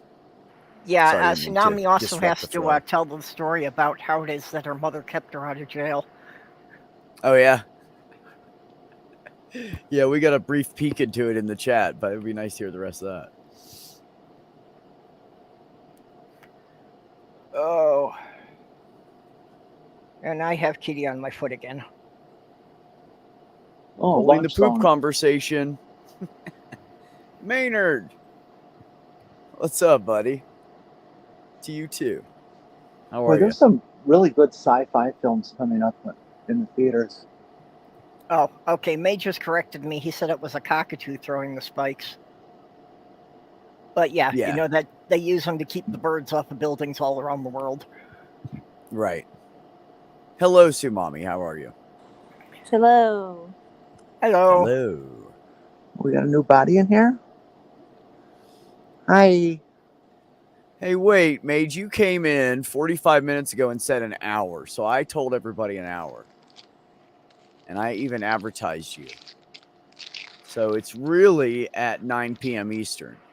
And at 9:30 p.m. Eastern, Maya is going to have her Bad Science Sunday. So yeah, if you want to talk to people and have some laughs or whatever and want to be interactive, come over to Maya's. And if you feel like being left the fuck alone and you just want to hang out and watch a movie with a couple of laughs, then go hang out with Mage. I actually can't watch Aliens because it was too scary for me. Yeah, unfortunately they overlap, so it's every week I have to make a decision on that and go back and forth between the two of them. And I've been up since 5 a.m., so after this I'm going to go to sleep. I mean, there's nothing wrong with that. So what say you about poop, Sumami? You had something to say about poop. I got to hear this. Yeah, the mention of the guano wars reminded me of this story. I forget what, like, I don't remember if he's a duke or if he's just a baron or what he was, but he collected a bunch of. He basically collected the shit from the chamber pots in, I think it was Edinburgh, and like used it to fertilize his rhubarb crops. Like he loved rhubarb that much that once he figured out that He was willing to this, use like, other people's fertilizer. poop to fertilize it. Oh, Yeah, no, do- people do- still the hippy dippy hipster people, they will compost their own waste and use it for their own garden. And that's how that one lady died. She went next door to get some nice fresh dark brown earth because she had that eating, what is that thing called, Jenny? That eating disorder? Pika? I guess. Where they want to eat No. the weird shit. Yeah, Weird Pika things. is people who eat dirt and things like that. Yeah, so she wanted to eat dirt. She went and dug it out of her neighbor's garden, and it fucking killed her because his shit was in it, and it wasn't composted all the way yet. God. She died. Yep, ate shit. The city of Milwaukee has a large sewage treatment plant down at the lakefront.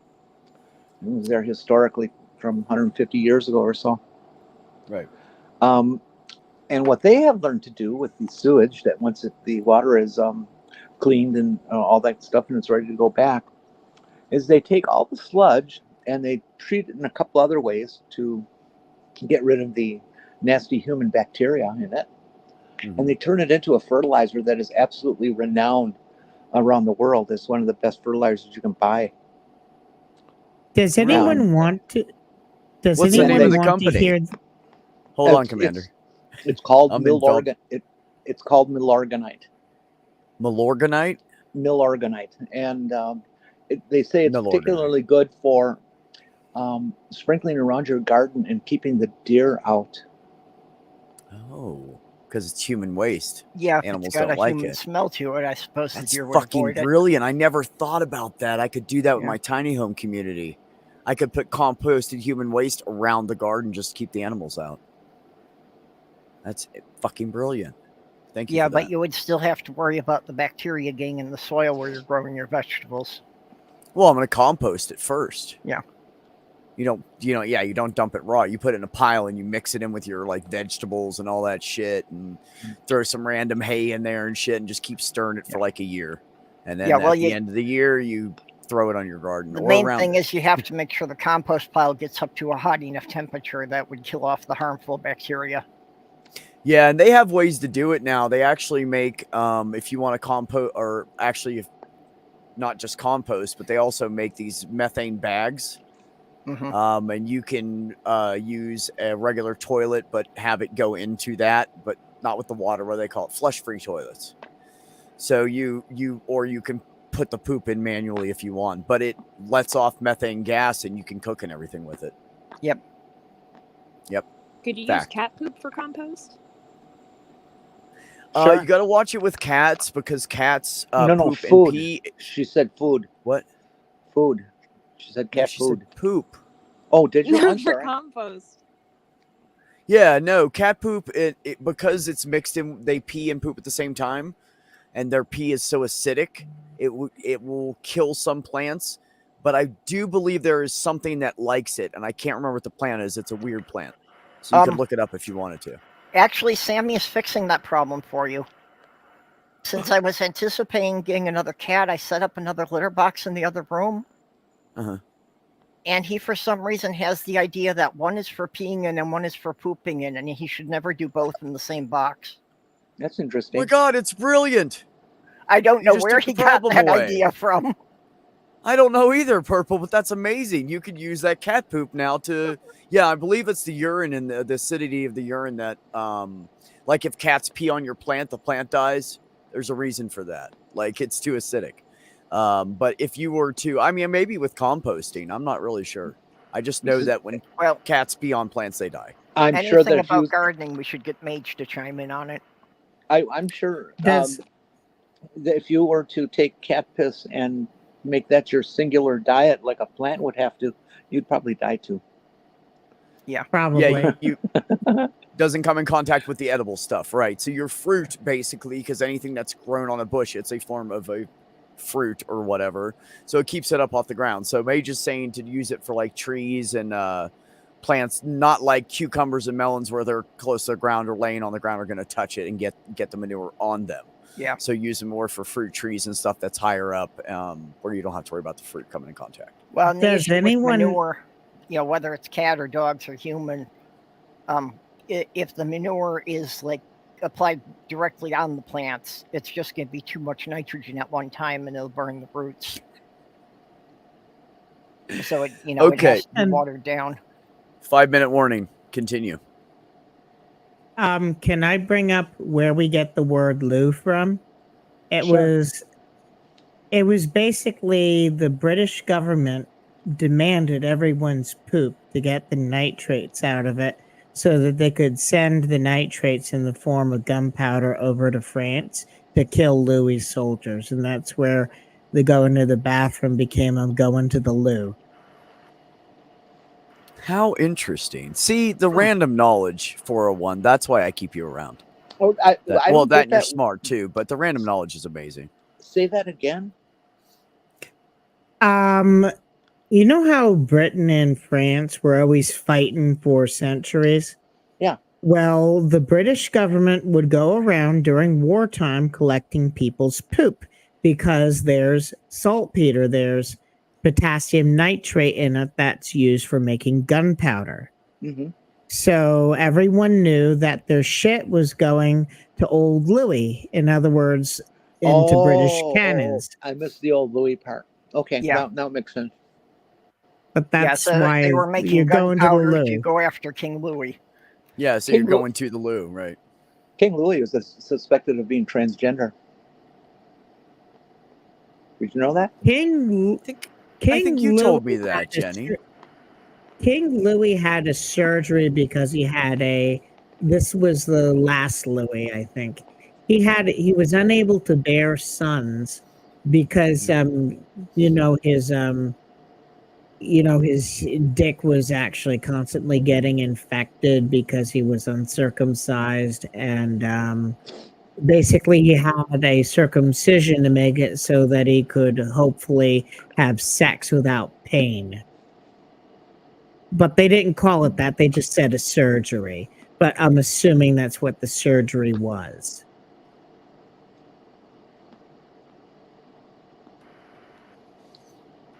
But of course they dressed quite flamboyantly back then too.